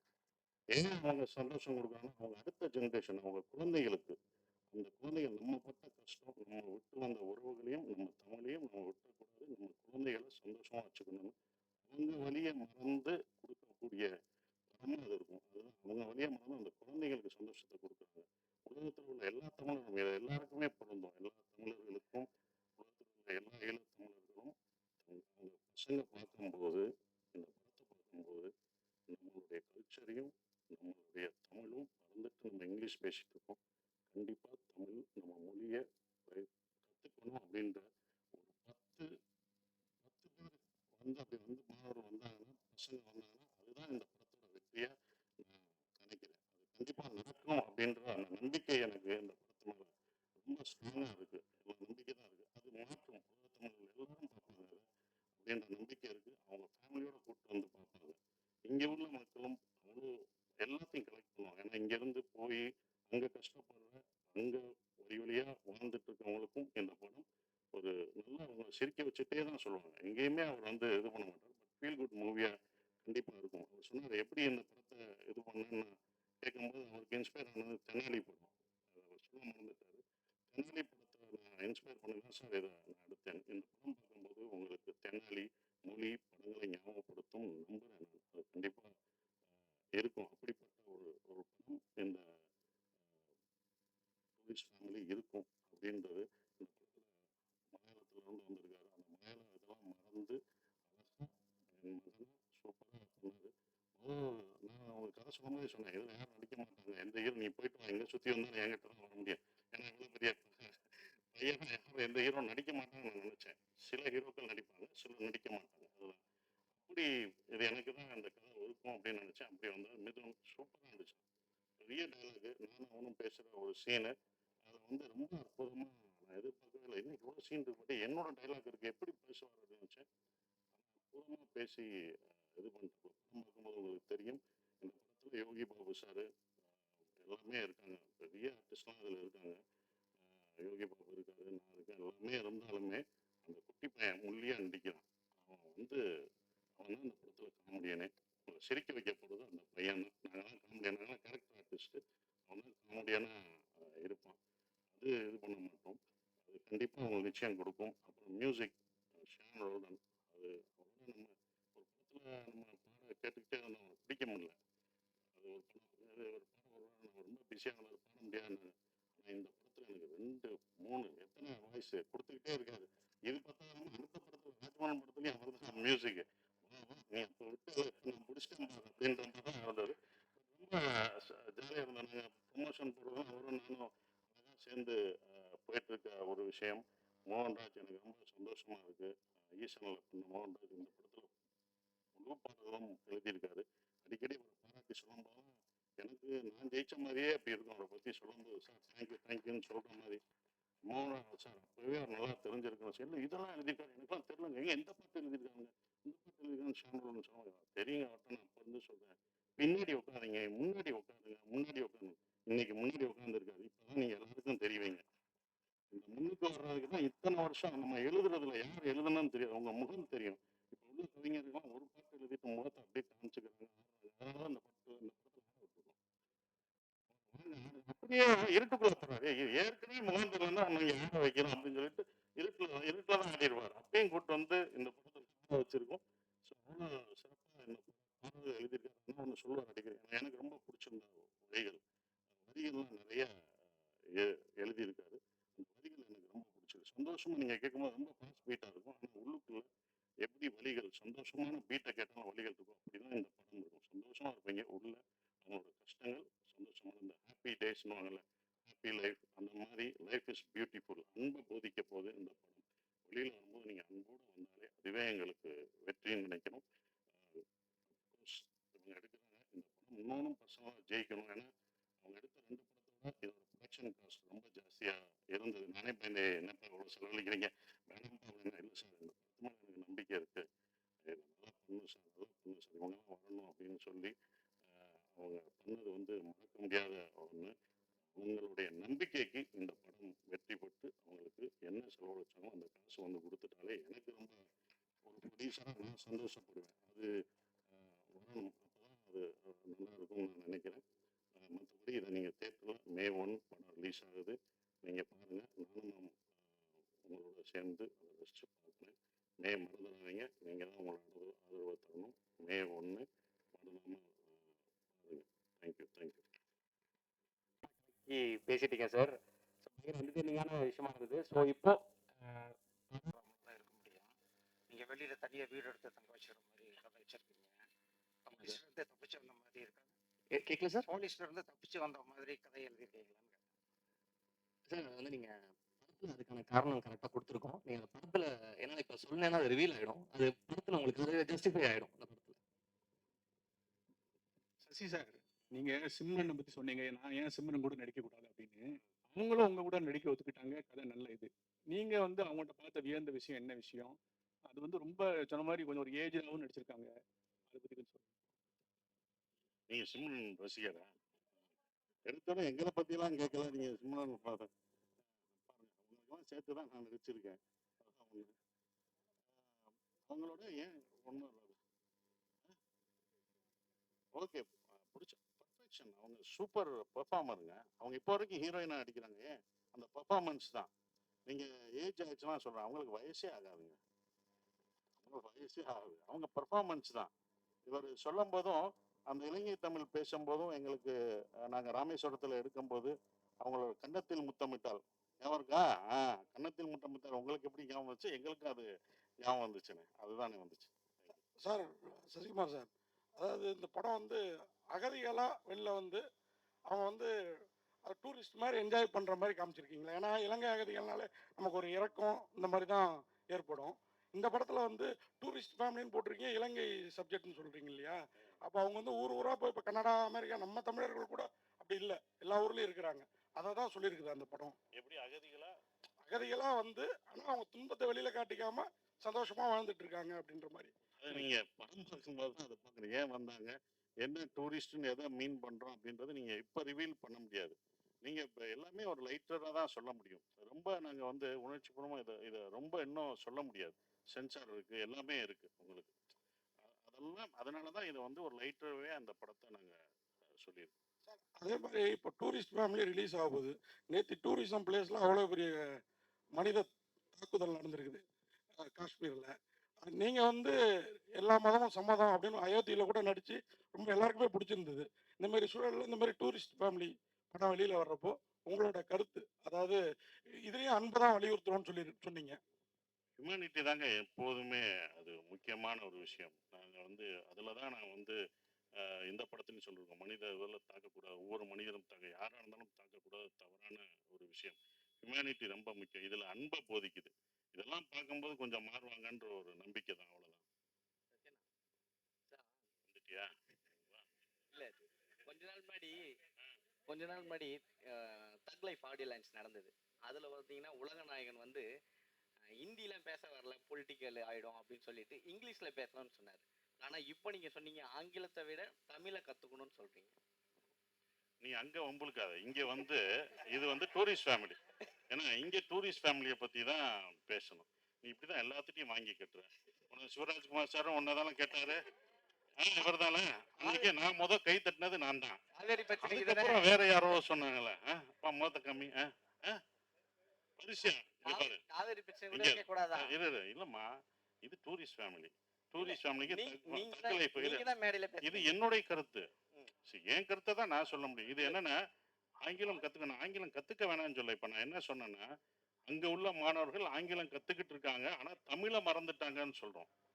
அதுதான் கமல் சார் தலைவரும் அதை தான் சொன்னாரு. ஓகேங்களா? அப்ப அவரும் அதை தான் சொன்னாரு. ஆங்கிலம் நீங்க கத்துக்க கூடாதுன்னு சொல்ல. ஆங்கிலம் கத்துக்கோங்க, ஆனா தமிழையும் உங்க கலாச்சாரத்தையும் கல்ச்சரையும் மறக்கக்கூடாது. மொழி தானங்க நம்மளை அடுத்து இழுத்துட்டு போக முடியும். நம்ம மொழி அழிஞ்சிருச்சுன்னா, ஏன்னா என் கூட வந்த ஒருத்தவர் அவர் பையனோட வந்தார். அந்த பையன் இங்கிலீஷ் மட்டும்தான் படிக்கலாம், பேசுறான். என்கிட்ட பேசிட்டே இருந்தான். அவன் எந்த தமிழ் படமும் பார்த்ததில்லை. ஒன்லி இங்கிலீஷ் மட்டும்தான் பேசிட்டு இருந்தான். அப்ப அவர் ஃபீல் பண்ணி சொன்னார், நாங்கள் எங்கள் நாட்டை விட்டுலாம் எங்களோட நாட்டை விட்டு வந்துட்டோம், ஆனால் இவன் வந்து இதுதான் கதைச்சு கொண்டு இருக்கான் அப்படின்னு சொல்லிட்டு இருந்தார். இதை மட்டும் கதைச்சிட்டு இருக்கான், இங்கிலீஷ் மட்டும்தான் கதைச்சுதான், அடுத்த கல்ச்சர் தெரியலன்னு. அவங்க பார்க்கணும். அவங்களுக்கு ஆல்ரெடி ஆங்கிலம் தெரியுது இல்லை, ஆனால் தமிழ் உன்னுடைய மொழியை கற்றுக்கோன்னு சொல்றதுக்கான ஒரு விஷயமா தான் நான் நினைக்கிறேன். சசியண்ணே, ஆனால் இங்கே தொடர்ச்சியாக வந்து ஏஜ்டாகவே நடிக்கிறீங்க. உங்கள் கதைக்கு வரவங்கள வந்து உங்களுக்கு ஏஜ் தான் கேட்குறாங்களா, இல்லை இதுக்கப்புறம் வந்து நீங்கள் ஹீரோஸாக இதை பண்ண போகிறீங்களா? ஆனால் ஏஜ்டானா கமல் சார் அப்பயே இது பண்ணிட்டாரு. இது அப்பயே கமல் சார் படங்கள் கடல் மீன்கள்லாம் பார்த்துருக்கீங்களா? நான் பார்த்துருக்கேன். நாயகன் பார்த்தீங்களா? கடல் மீன் எல்லாமே அப்படி தான். ஏன்னா இப்போ எந்த நடிகரும் இந்த இந்த பையனுக்கு பையனை அப்பாவை நடிப்பாங்களா? நடிக்க மாட்டேன். நானும் நடிக்க மாட்டேனா? இப்படி ஒரு படத்தை நான் மிஸ் பண்ணுறேன்னா? இந்த படத்தை நான் கொண்டு போகிறது ஒரு 5 பேர். அயோத்தி படம் பார்த்துட்டு, உங்களுக்கு தெரியும் அயோத்தி படம் பார்த்து அயன் பகல் யாராவது நடிப்பாங்களா? நடிக்க மாட்டாங்க. ஏன்னா சண்டை கிடையாது, எதுவும் கிடையாது, சும்மா வண்டி ஓட்டணும்.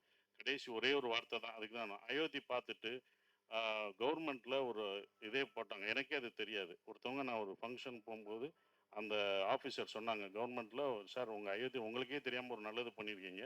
என்ன கவர்மெண்ட்டில் ஆர்டர் என்ன போட்டிருக்காங்கன்னா, இந்த இறந்தவங்களை கொண்டு போகிறதுக்கு இத்தனை சர்டிஃபிகேட் இருக்குல்ல, அதெல்லாம் ஈஸி பண்ணிட்டாங்க. 1 லட்சமோ 2 லட்சமோ அவங்களுக்கு மானியம் கொடுத்து இத்தனை பேர் இருக்காங்க. உங்களால் 500 பேர் உங்களுக்கே தெரியாமல், அவங்க சொல்கிறாங்க உங்களுக்கே தெரியாமல் 500 பேர் பயனடைஞ்சிருக்காங்க. நீங்கள் நல்லது பண்ணியிருக்கீங்க 500 குடும்பத்துக்குன்னு சொன்னாங்க. இது எனக்கு தெரியவே இல்லை. இது ஒரு 2 வருஷம் கழிச்சு தான் எனக்கு தெரியுது. இது ரொம்ப சந்தோஷமா இருந்தது. அப்போ இந்த மாதிரி ஒரு படங்கள்ல நடிக்கிறதுக்கு நீங்கள் என்ன 70 வயசு தாத்தா வேஷம் போட்டாலும் போட்டுருவேன், அவ்வளோதான். நம்ம வேஷம் போட தானே வந்திருக்கோம், அதுதானே நம்ம வேலை. திடீர்னு காலேஜ் பையனா போவேன், அடுத்த படத்தில் காலேஜ் பையனா நடிக்க வைப்பாங்க. காலேஜ் ஒன்று அப்போ ஏன் காலேஜ் பையன் நடிச்சுன்னு கேட்பீங்களா? கேட்க முடியாது. அது நான் நடிப்பேன்ட்டுவேன், அதுக்கு தான் அது, அவ்வளோதாங்க. Sasi sir, Sasi sir, Sasi sir, இங்க யாரு இங்க இங்க என்ன? ஐயோ என்னண்ணே? இல்ல, சென்னை வந்து எல்லாரையும் வாழ வைக்கிற அன்னை. நீங்க மதுரையிலிருந்து சென்னைக்கு வந்து இங்க வந்து எஸ்டாப்ளிஷ் ஆயிட்டு திரும்பவும் வந்து ஊருக்கே போய் பழப்பு நடத்துறீங்களே, என்ன காரணம்? அப்புறம் இந்த இயற்கை விவசாயத்தை மேற்கொண்டு வர்றீங்க, அதுக்கு என்ன காரணம்? அதுக்கப்புறம் வந்து ஸ்டுடியோ ஒண்ணு நீங்களும் சமுத்திரக்கனியை கட்டுறதா முன்னாடி சொன்னீங்க. இந்த 3 கேள்விக்கு வரிசையா பதில் சொல்லுங்க. இந்த ஒரு கேள்விக்கே ரொம்ப தகாதீங்க. ஆனால் முதல் கேள்வி வந்து சென்னையில் வந்து இது பண்ணுறான். என் சொந்த ஊர் அதானே, என் வீடு அதுதானே. டெல்லிக்கு ராஜானாலும் பள்ளிக்கு பிள்ளை தானே, என் ஊருக்கு தானே நான் போக முடியும். ஸோ என்னுடைய ஊர் என்னுடைய இடம் அப்படின்றனால நான் அங்கே போயிட்டேன். அது விவசாயம் அங்கே இருக்குது, என்னுடைய குடும்பம்லாம் அங்கே இருக்கனால நான் அங்கே போயிட்டேன். வேற ஒன்றும் இல்லை. இது இங்கே வந்துட்டு அங்கிட்ட என்ன இருந்தாலும் அங்கே தானே நான் போகணும் அப்படின்றதால அங்கே இருந்தோம். சென்னையில் அந்த நானும் சமுத்திரக்கனி கரெக்டாக அவங்ககிட்ட சொன்னோம், ஒரு ஸ்டுடியோ கட்டணும். கண்டிப்பாக அது பண்ணுவோம். அதற்கான வேலைகள் ஒரு இடம் வந்து அது ஃப்யூச்சரில் நாங்கள் கட்டலாம்னு யோசிச்சிருக்கோம். அது பண்ணோம். ஏன்னா அங்கே வந்து எல்லா இதையும், ஏன்னா இப்போ நாங்கள் தான் அங்கே போயிட்டோமே, இதையும் எடுத்துகிட்டு போயிட்டோம்னா எடிட்டிங்கு டப்பிங் எல்லாம் எடுத்துப்போம், ஈஸியாகிடும். அதுதான் அது பண்ணுறோம். சசி சார், இந்த படத்துல ஒரே நிமிஷம் மணி சார், இந்த படத்துல ரொம்ப முக்கியமான ஒரு விஷயம் வச்சிருக்கீங்க. வல்வெட்டித்துறை அப்படின்னு ஊர்ல இருந்து அந்த ஃபேமிலி வருது வச்சிருக்கீங்க. அந்த வல்வெட்டித்துறை எவ்வளவு வரலாற்று முக்கியத்துவம்னு எல்லாருக்கும் தெரியும். இந்த ஈழத்தமிழருடைய வழியை வேதனைகளை தமிழ் சினிமா சரியா பதிவு பண்ணிக்கணும்னு நினைக்கிறீங்களா? நாங்களாம் ஃபேஸ்புக்லயோ விஷுவல் சோசியல் மீடியாவில் ஏதாவது போட்டால் கூட பிளாக் பண்ணியிருந்தாங்க. அது பேர் போட முடியல, ஃபோட்டோ போட முடியல, அதுக்கான வாய்ப்பே இல்லை. அதை பற்றி என்ன நினைக்கிறீங்க சார்? பதிவு பண்ணலை சார், பண்ணவும் முடியாது சார். நீங்கள் ஃபேஸ்புக்கில் போட்ட லெட்டருக்கே இப்போ பிளாக் பண்ணுறாங்கன்னா, படமாக நாங்கள் எடுத்தால் கட்டு தான் போடுவாங்க. ஸோ அப்போ அது முடியாது. ஏன்னா அதை இந்த மாதிரி படங்கள் மூலம் தான் கொஞ்சம் கொஞ்சமாக லைட்டர்வே எடுத்துகிட்டு தான் வர முடியும். நாங்கள் ரொம்ப ஸ்ட்ராங்காக அந்த இதை நீங்கள் சொல்கிற விஷயங்களை ரொம்ப வழியாக அதை சொன்னோம்னா அதை வந்து எடுத்துகிட்டு போகணும். அது சென்சார் இதுதான் ஆகும், சென்சார் கட் ஆகும். இது நம்ம இல்லை, நம்ம இந்திய அரசாங்க சென்சார் இருக்குது, அந்த தணிக்கை குழு பண்ணுறபடி நம்ம இது பண்ணணும். ஸோ அப்போ அந்த மாதிரி படங்கள் எடுக்கும்போது அதை கட் பண்ணுவாங்க. அது ஒன்றும் பண்ண முடியாது, அது மாறினா தான் நாங்கள் எடுக்க முடியும். 2 கொஸ்டின்ஸ். ஒன்று வந்து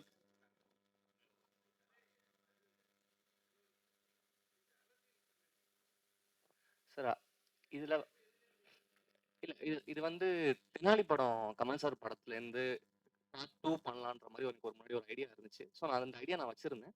அதுக்கப்புறமேட்டு நான் முதல் படமா ஒன்று பண்ணும்போது நான் இதை ஆரம்பிச்சேன் எழுதுறதுக்கு. பட் இது வேற ஒரு கதையா மாறிச்சு. ஸோ இதோட ஹோல் ஐடியா அப்படிதான் கிடைச்சது எனக்கு.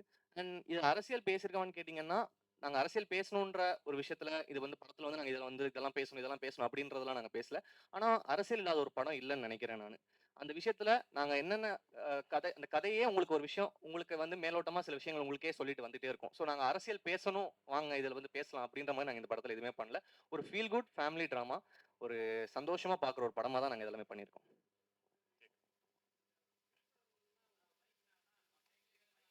இல்ல சார், நாங்க ரிசர்ச் பண்ணி அதனால தான் சொல்றேன். நாங்க வந்து இதுல வந்து ஒரு அரசியல் படமாவே நாங்க அது பண்ணல. இது ஒரு குடும்பத்துக்குள்ள நடக்கிற ஒரு கதை.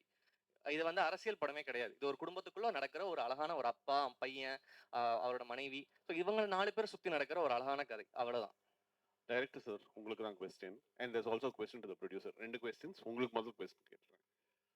இந்த படம் எடுக்கும்பொழுதும் இங்க பேசின எல்லாரும் என்ன சொன்னாங்கன்னா, முதல்ல அவங்க கிட்ட எப்படி நீங்க நரேட் பண்ணீங்களோ, எந்த மாறுதலும் இல்லாம அதே சொன்ன மாரியே எடுத்திருக்கீங்க அப்படின்னு. அப்போ அந்த அளவுக்கு கிளாரிட்டி இருக்கு அப்படின்னா, இது எங்கேயோ நேர்ல பார்த்ததுதான் தான் நான் வந்து இந்த கதையே வந்து உங்களுக்கு டைரக்டா எங்கேயும் ஒரு இன்ஃப்ளூயன்ஸ் இது இது வந்து இப்படித்தான் இருக்கும் அப்படிங்கிறது உங்களுக்கு எங்கேயுமே ஐயம் இல்லாமல் இது இப்படித்தான் நடக்கும் அப்படின்னு வந்து சர்டன்டி இருக்குன்னா நீங்க எங்கேயும் நேர்ல விட்னஸ் பண்ணியிருக்கீங்க இல்லை ஒரு ஸ்பார்க் கிடைச்சிருக்கணும் அப்படின்னு நினைக்கிறேன்.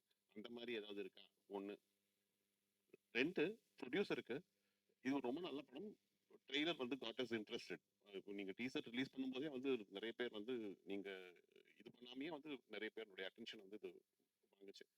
But it's coming on May 1 and Retro is releasing on it. நீங்க கம்ப்ளீட் பண்ண முடியுமா? Will you be able take on a big production house, a big film like retro?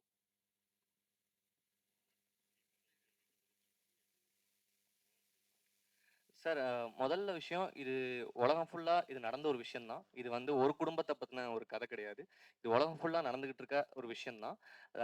Influenza எனக்கு நிறைய விஷயங்கள் இருக்கு. எனக்கு பர்சனலாவே சில கனெக்ஷன்ஸ் இருக்கு. அண்ட் இன்னொரு விஷயம் என்னன்னு சாரி அடுத்து என்ன கேட்டீங்க நீங்க? இல்லை சார், ஆக்சுவலி உங்களுக்கு தெரியும் இப்போ வந்து இல்லை சார், என்னன்னா இப்போ வந்து ஓடிடி இருக்கிறதுனால இப்போ நம்ம டிசைட் பண்ணுறதே இல்லை சார் டேட்ஸ் எல்லாம். இப்போ வந்து நார்மலாகவே இப்போ நம்ம ஒரு ஒரு சர்டனான ஒரு கம்பெனிக்கு படம் கொடுத்துருக்கோம்னா அவங்களோட ஸ்லாட் இருக்கும். லைக் இப்போ வந்து ஒரு நிறுவனம் படத்தை வாங்கியிருக்காங்க, அந்த நிறுவனத்தை வந்து மே கடைசியில் இந்த படம் ஓடிடியில் வரணும், நாங்கள் அந்த மாதிரி தான் சைன் பண்ணி கொடுத்துருக்கோம். ஸோ அதனால எங்களுக்கு வேற வாய்ப்பு இல்லாமல் தான் சார் பண்ணுறோம். ஸோ வந்து காம்படேட் பண்ணுன்ற எண்ணங்களே இல்லை, ஏன்னா அது மிகப்பெரிய படம். ஸோ நாங்கள் ஒரு படம் பண்ணியிருக்கோம் சார். இதுதான், வேற எந்த ஒரு காம்படிஷன்ன்ற ஸ்பேஸ்க்கே இடம் இல்லை சார். இது என்டையராக வந்து ஒரு வேற வழி இல்லாமல் எங்களுக்கு இந்த டேட் தான் அவைலபிளாக இருக்குது. அதனால தான் சார் இந்த படத்தை நாங்கள் பண்ணுறோம் டேட்டில், வேற எதுவும் இல்லை.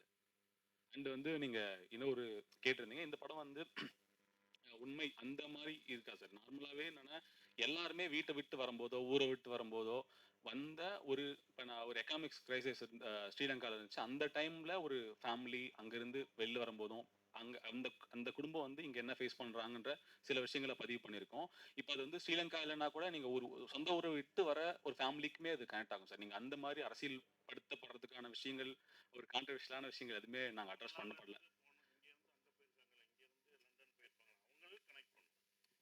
இங்க இருந்து தமிழ்நாட்டில இருந்து இங்க இருந்து தமிழ் மக்கள்கள் அங்க போய் லண்டன்லயோ இல்ல சிங்கப்பூர் மலேசியால இருப்பாங்களா அவங்கள பத்தியும் இது போகணும். ஜென்ரலான ஒரு டாபிக் தான் அது. இந்த ஸ்ரீலங்கன் பேஸா நாங்க வச்சிருக்கோம். அதுதான், அதுவும் ஸ்ரீலங்கன் தமிழ்ல பேசி நாங்க வச்சிருக்கோம். அந்த தமிழ் பேசுற போதும் அது ஒன்று இருக்கு. அது அந்த தமிழை வந்து எல்லாருக்கும் புரியுற மாதிரியும் இருக்கணும். அது ஒன்று பேஸா ஃபுல்லா ஸ்ரீலங்கன் தமிழ்ல பேச வேணாம், முதல்ல அப்படி ட்ரை பண்ணோம். இல்லை அது ரொம்ப இங்கே உள்ளவங்களுக்கும் புரியணும் அப்படின்றதுக்காக தான் எல்லாருக்குமான படமா இது இருக்கும். எல்லா குடும்பத்தில் உள்ள எல்லாருக்குமான படமா இருக்கும்.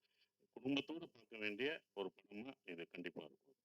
டைரக்டருக்கு இங்க டைரக்டருக்கு ஒரு கொஸ்டின். ஆக்சுவலி இந்த ரெஃப்யூஜியா வர்றாங்க இல்லையா, ஸோ அவங்களால ரெஃப்யூஜியா வர்றவங்க வந்து ஈவன் அவங்களோட குழந்தை இங்கே பிறந்தா கூட அவங்களால ஆதார் ஐடி எடுக்க முடியாது. எத்தனை வருஷம் ஆனாலும் அவங்க இங்கே ரெஃப்யூஜியா மட்டும்தான் இருக்க முடியும். பட் இதில் அந்த படத்தில் வந்து ஆதார் ஐடி எடுக்கிற மாதிரி இருந்துச்சு. ஸோ இன்கேஸ் அது ஃபோர்ஜரியாவே இல்லை, இருந்தா அது கூட படம் பார்க்கும்போது தான் தெரியும். அந்த மாதிரி எதுவும் நீங்க நினைக்கிற அந்த விளங்கமான விஷயம்லாம் நாங்கள் கரெக்டாக கவர்மெண்ட் சட்டத்திட்டப்படி தான் நாங்கள் இந்த படத்தை எடுத்திருக்கோம். இல்லாட்டி அவங்க கட் பண்ணியிருப்பாங்க. அது பண்ணியிருக்கோம். ஆனால் என்ன, என்னோட பர்சனலாக ஒன்று இருக்குது. நான் சொல்கிறது அது இவங்க சார்ந்தது இல்லை. இந்த மாதிரி அகதிகளாக இங்கே இருக்கிறவங்களுக்கு இத்தனை வருடங்களாக இருக்காங்க, வேலைக்கு போகிறாங்க, எல்லாமே இருக்காங்க. அவங்களுக்கு உரிமை கொடுக்கலாம், குடியுரிமை கொடுக்கலாம்ன்றது என்னோட ஒரு விஷயம். நடக்கல இப்ப இந்த வரைக்கும். படம் பார்த்து அப்படி ஒண்ணு நடந்துச்சா, நான் அயோத்தி பார்த்துட்டு ஒண்ணு நடந்துச்சுன்னு சொன்னேன் பாத்தீங்களா, அது மாதிரி இந்த படம் பார்த்துட்டு அப்படி ஒண்ணு நடந்துச்சுன்னா, கவர்மெண்ட் அப்படி ஒண்ணு பண்ணுச்சுன்னா முதல் சந்தோஷப்படுறதும் நானாக தான் இருப்பேன். ஏன்னா வெளிநாடுகள்லாம் அவங்களுக்கு குடியுரிமை பெற்றுட்டாங்க. இங்கே அது நடந்துச்சுன்னா போதும். இதை நான் நிறைய ஸ்டேஜ்லையும் அவங்களுக்கான விழாவுக்கு போகும்போதும் நான் அதை சொல்லியிருக்கேன். ஸோ அந்த கருத்து கரெக்டாக வந்துச்சுன்னா சந்தோஷம்.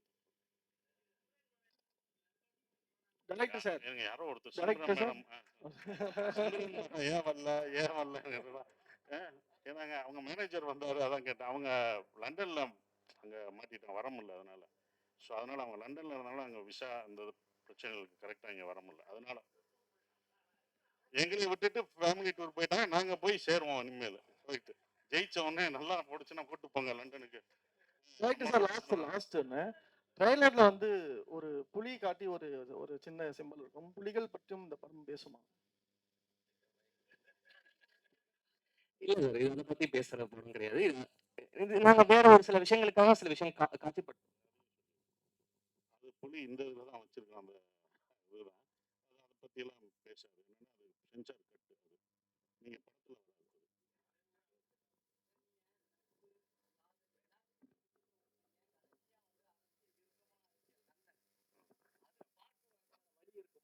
கண்டிப்பாக அதை டேரக்டர்கிட்ட சொல்லியிருக்கோம். அது பார்ட் 2 எடுக்கிறதுக்கான வேலை பார்த்துட்டு ஏன்னா கணேஷ் சார் எப்போ பார்த்தாலும் அதை சொல்கிறது நந்தன் பார்ட் 2 பண்ணுங்க இன்னும் வந்த பிறகு என்ன நடக்குது அப்படின்றத சொல்லுங்கன்றாங்க.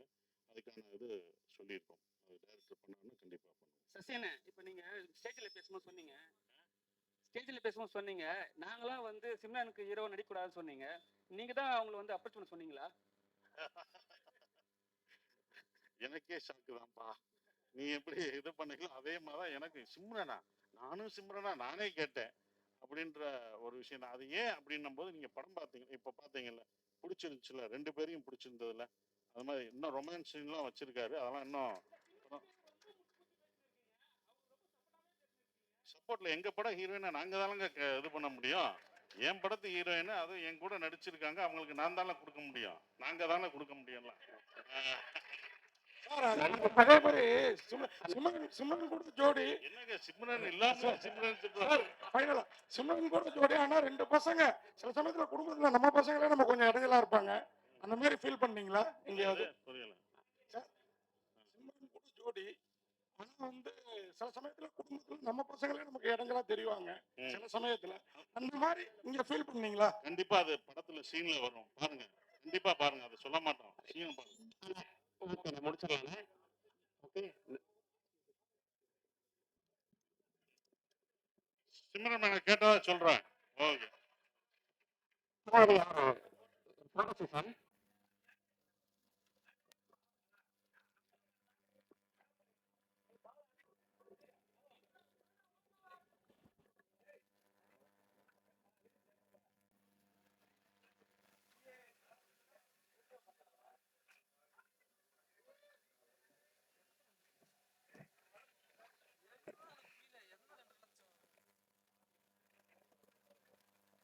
டூரிஸ்ட் ஃபேமிலியோடைய ஆடியோ மற்றும் ட்ரைலர் லான்ச்சுக்கு வந்த நிறைய விஷயங்கள் இன்ட்ராக்ட் பண்ணவங்க எல்லாருக்கும் டூரிஸ்ட் ஃபேமிலி தரப்பு சார்பாக ரொம்ப நன்றி.